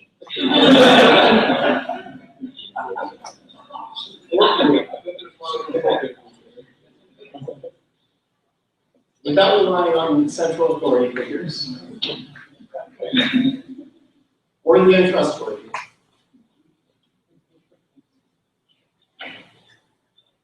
Something about Namecoin and DNS chain. These are technical details here. Yay! Yeah. Thank you. So, how do we solve authentication? Authentication is really a key distribution problem. What does that mean? You can think of this simply as an identity distribution problem. So, to get a little bit technical, I will introduce a word that users should never have to hear. And that is a public key. In cryptography, a public key represents your identity. And you can think of it as your face. Anyone can see it, and more importantly, anyone can copy it. It doesn't matter. That, by the way, is not Barack Obama space. That is a free model of Barack Obama space. Your private key, you can think of it as your soul. It's what prevents others from impersonating you.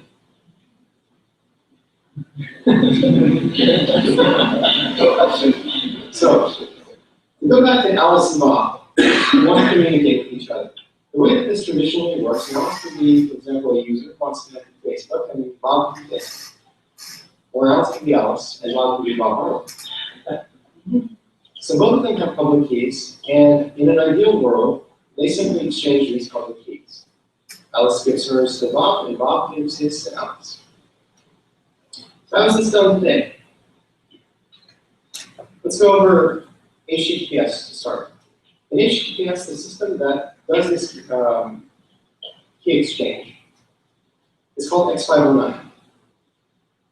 And in X509, these third parties are able to magically sign certificates on behalf of websites and then give them to those who want to connect to those sites. The problem is that these keys don't really belong to the owners. The owners don't have control. They delegate that control. They outsource that control to third parties. So that's why we have the middle problem with HTTPS. So Google runs into this problem constantly.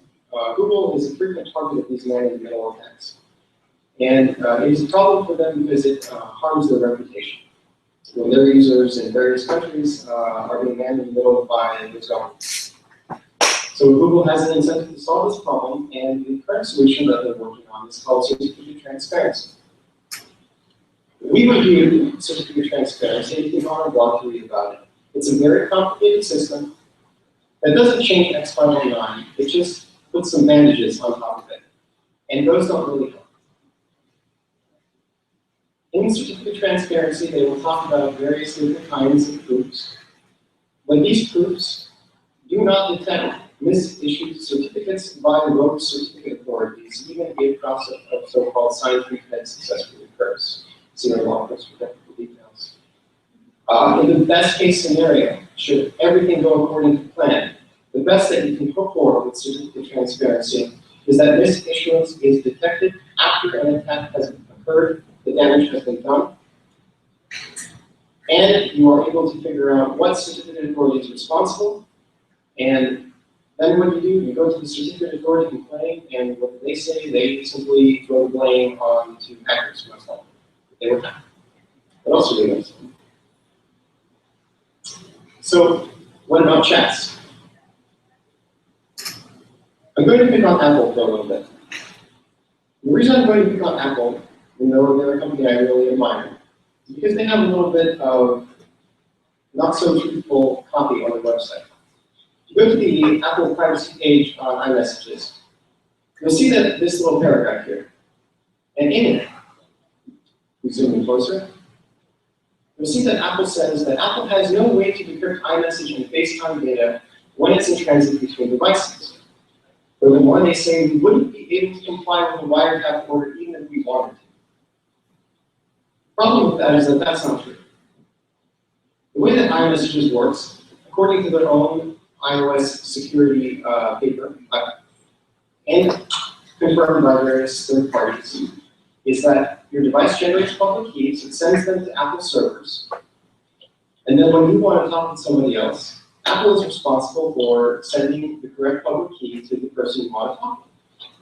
The problem here is that there's absolutely nothing stopping Apple from creating fraudulent keys, sending them to the people who are communicating, and then transparently decrypting and re-encrypting those messages as they go. So, do they hold the private key? No, they don't hold the private key.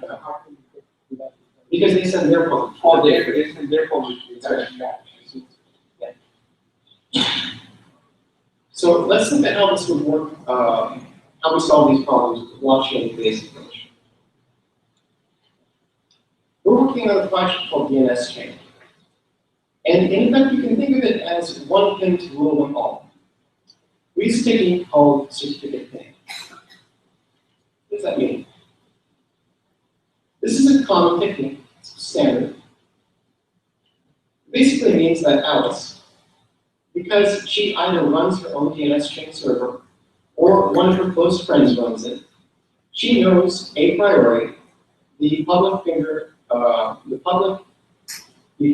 for the public key of that DNS chain server.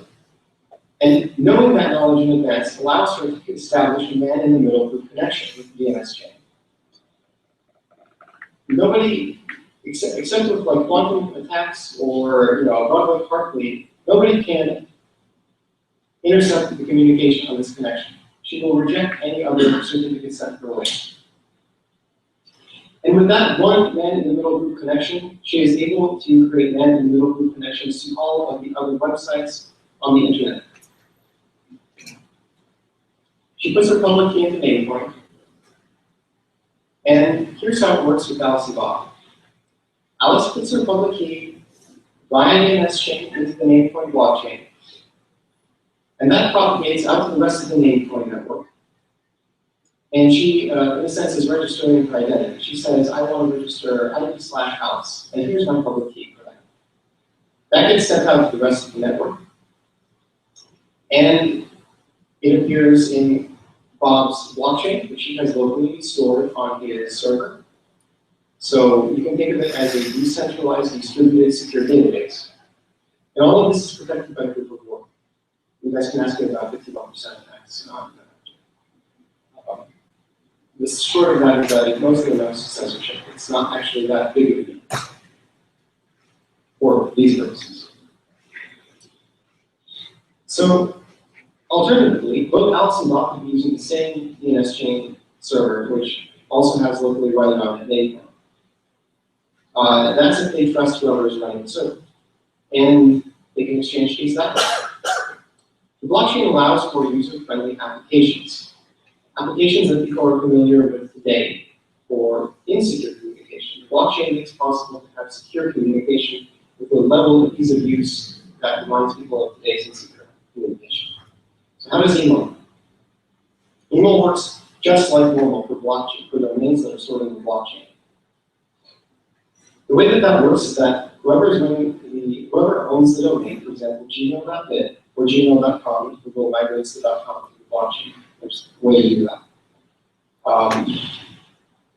Alice's email client, when she types in bob@gmail.bit, contacts, gets the public key for gmail.bit over man-in-the-middle connection, so there's no problem there. Then uses that public key to request Bob's public key from gmail.bit itself. And that's also done over man-in-the-middle connection because it's protected by the first one. And so this allows you to always have the right key in a sense. There's no replication problems. You just have whatever is the most recent entry in the blockchain is the most accurate one. And that's the one that you use to encrypt email. So from an end user perspective, this works just like regular email, basically. You just type in the person you want to talk to and you hit go, and that's it. There's that initial step of registering it, but beyond that, clients can automate all that stuff to a level of ease of use that matches today's unencrypted communications. How does it work for chats? Well, let's use the example of iMessages. Chats work just like iMessages does today, except instead of trusting Apple, you trust yourself or a friend, or if you want, and if you trust Apple, you can trust Apple. They have their own DNS chain server. The pros of this system are that it gives you real ownership, provides censorship resistance, and it's secure. The cons of this system are that it provides real ownership. With real ownership, you have the downside of real loss. So for example, today when you register a domain, or say, for example, somebody else registers a domain that you have a trademark over, you can go to ICANN and complain and sue them and have it transferred back to you. You can't do that with the blockchain. If somebody actually has a domain, you can't get it back to them. And that's a double-edged sword. You have to, that can be dealt with only if you know, through the legal system who actually owns that entry. If you don't know, you're kind of out of luck. Maybe wait until it expires and then try to grab it if they don't re-register. But it makes sense for a whole lot of applications today. It makes sense for marginalized communities who have their domains taken away from them in mass. It also makes sense for messaging applications like iMessage and for email. And there's no reason that the two systems can't exist alongside each other. Some suggestions for solving issues with the way that Namecoin currently works is, for example, say if you lose your private key, that could be an issue with today's system. So we recommend creating password-based keys the way that Minilock does. Minilock is a new endeavor made by the creator of CryptoCat, Nadeem, I think his last name was K, I believe. And he basically forces users to come up with really strong, really long passwords. And based off of those passwords, he generates a public-private key pair. So that password-based key can be used to create a supermaster key that overrides others in case those others get lost. Another recommendation is provider-based identities, such as the example I gave already with Bob at gmail.biz. And to wrap up, I'd like to mention some awesome people who are working in this area. The folks at OpenBazaar are integrating the DNS chain for authenticating identities on the OpenBazaar network. OpenBazaar, if you haven't heard of it, is a fantastic project. It's a decentralized marketplace. So you can think of it as a decentralized eBay, effectively. Of course, the Namecoin developers who have been working hard and long on the Namecoin blockchain deserve a lot of praise and a lot of money also to help them with their work, because they're doing good stuff. And folks at OneLink who are currently subsidizing Namecoin registrations so that you don't have to pay anything to get your identity stored in the Namecoin blockchain. They're doing a lot of good work too. And finally, thank you all for coming and listening to this talk. If there's any time, I can take questions.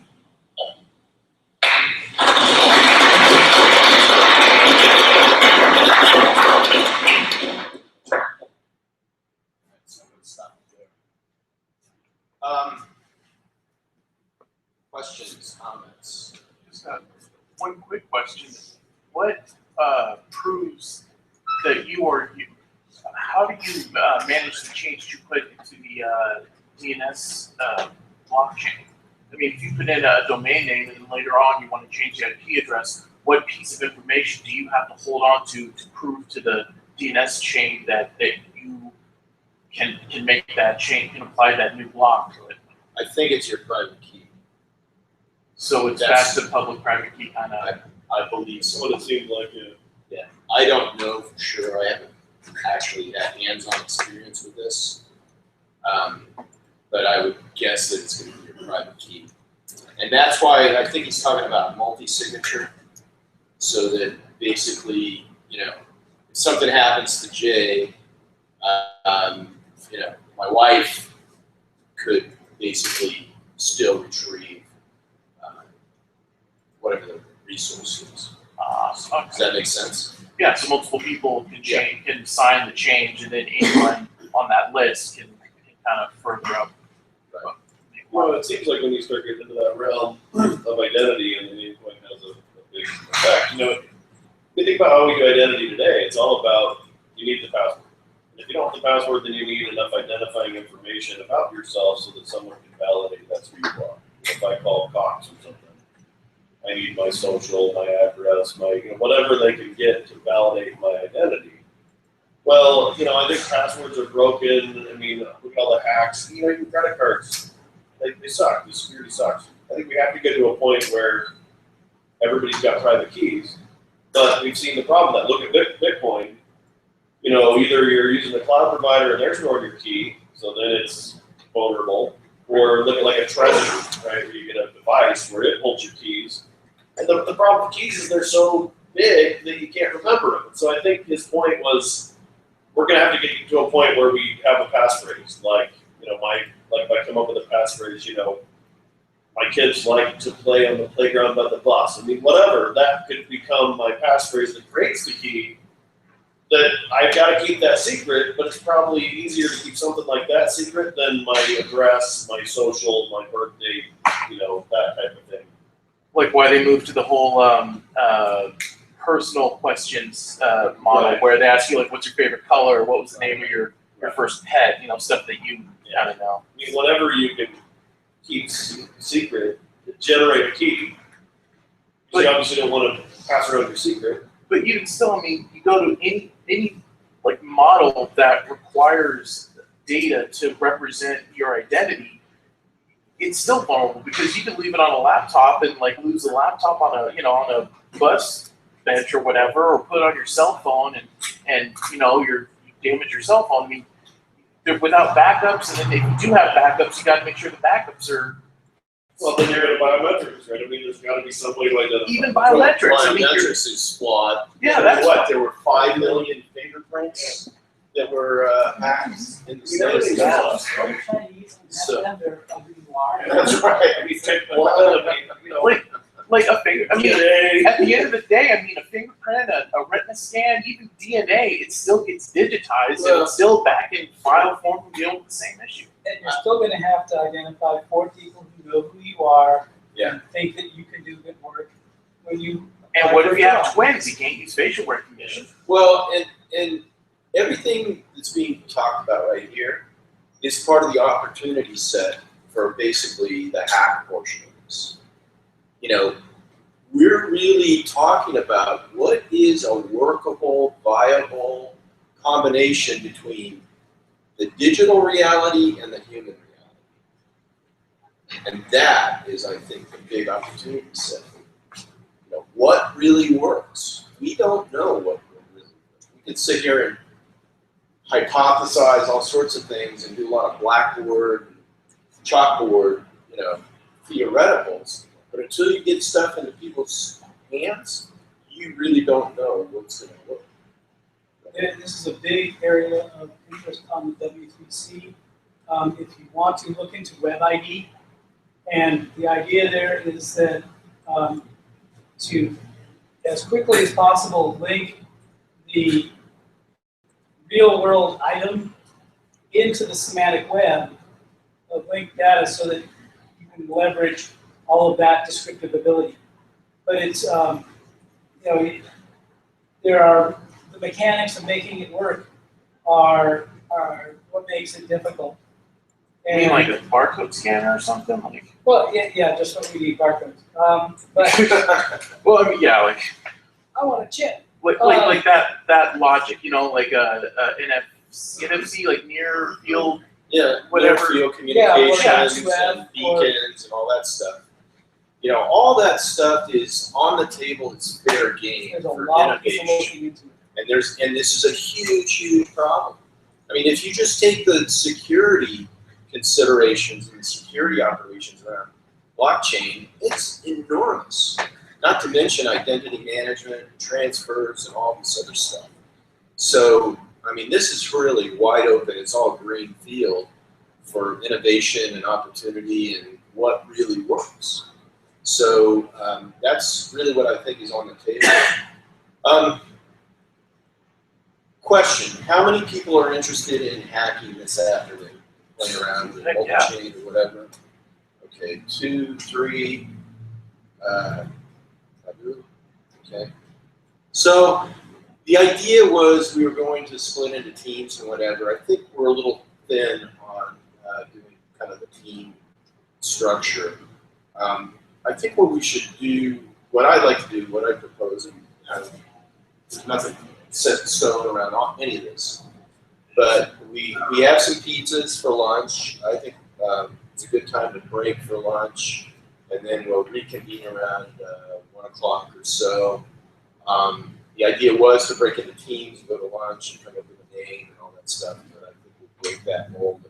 I think in the afternoon we'll just kind of have a general hack session where we'll see if we can get multi-chain up, maybe come up with some ideas, and kind of like one powwow team of just kind of one go out. powwow team. Yeah. Does that sound good to folks? And then in terms of having Greg join us, say around 1 or 1:30, is there an interest there?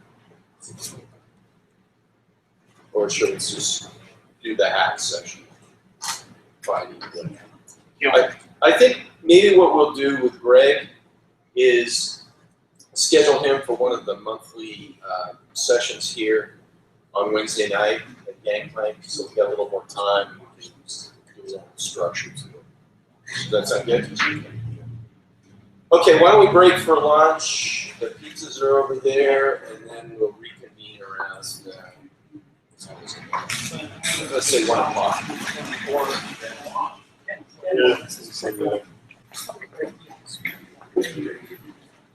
What do you think?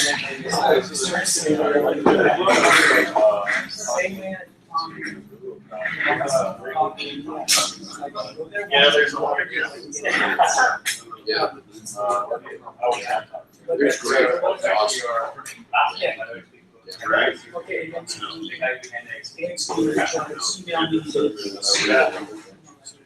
Yeah. So, yeah, it's awesome. I guess I came off as too early, but.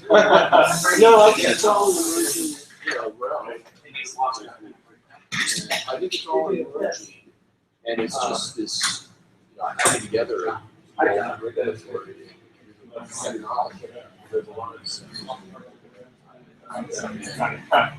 Yes, and I think there's an opportunity to sort of lead the whole process. Yeah, and create something that works for the regulators as well as the That would be ideal, would be to like get ahead of it.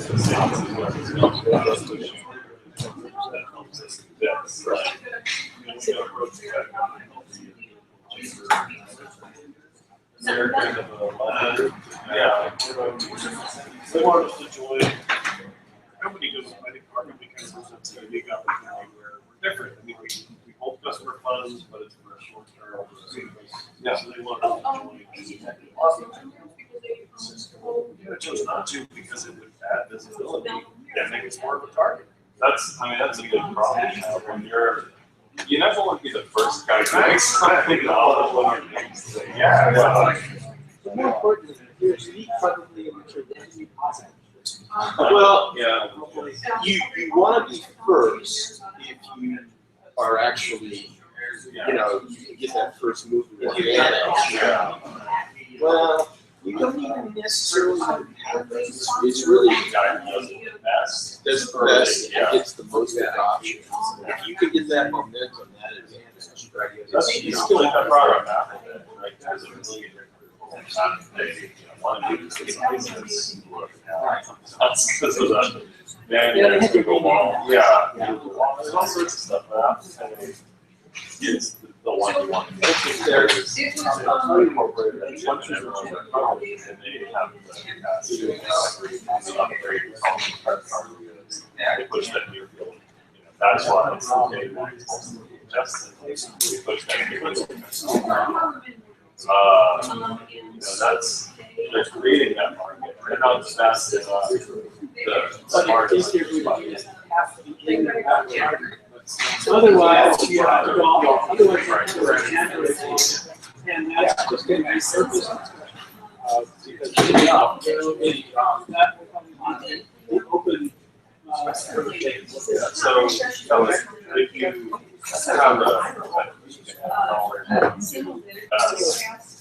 and you make the bid, and you're pushing it, and it's actually useful, then you can write the drawing, you can tell them this is how it goes, and get out of the way, and just enforce this is the status quo. Well, there's, the search, that's why It always says, let me help you. Well, but they do recognize if there's a viable technical alternative. That can balance the scales. If you come to them and you say, hey, look, here's something you think would work. Not going to do it here or here. Exactly. That's a difference. I mean, that's the big thing. Maybe you do it wrong, that's just gonna try to. That's Oh, well, what's the business here in Tempe that watches your credit line? They can, they can do that throughout the country, like that in New York. Well, I'm gonna shut down the Google Hangouts. quick. Yeah, I gotta leave. I would be honest, I rarely. Yeah, that's. So all of a sudden, if I don't send it for.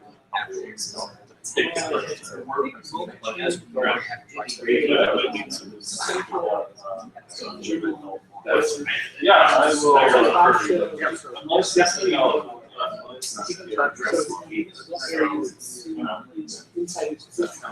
But basically, so.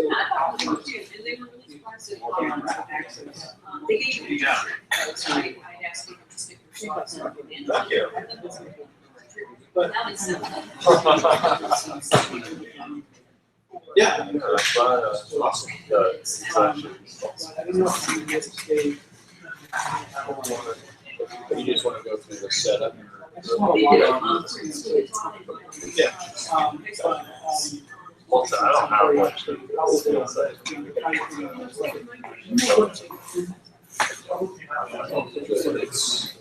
It's a slight side for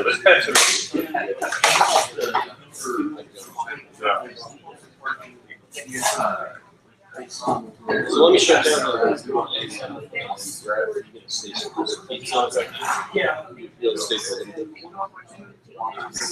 Well, at 1 o'clock, we'll reconvene.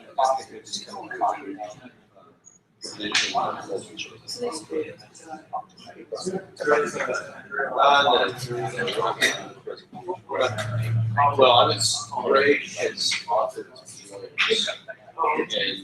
and I'll get back to him and say, hey, come back on a Wednesday, set it up.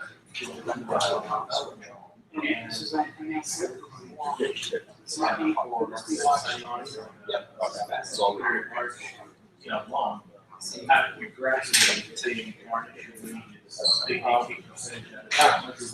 Okay, thank you for joining. That was the end. This is the end of the mini conference portion of Desert Blockchain, and we'll be reconvening at 1 o'clock Arizona time for the Team Hack Attack session, which is going to be a little bit reformulated this afternoon.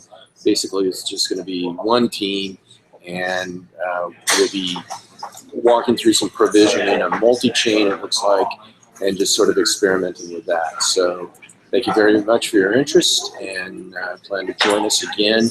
There is a different link for the Team Hack Attack, and you can just come back to the website. I'll put the new Google Hangout as the front page of desertblockchain.com. Thank you. I'm gonna take off.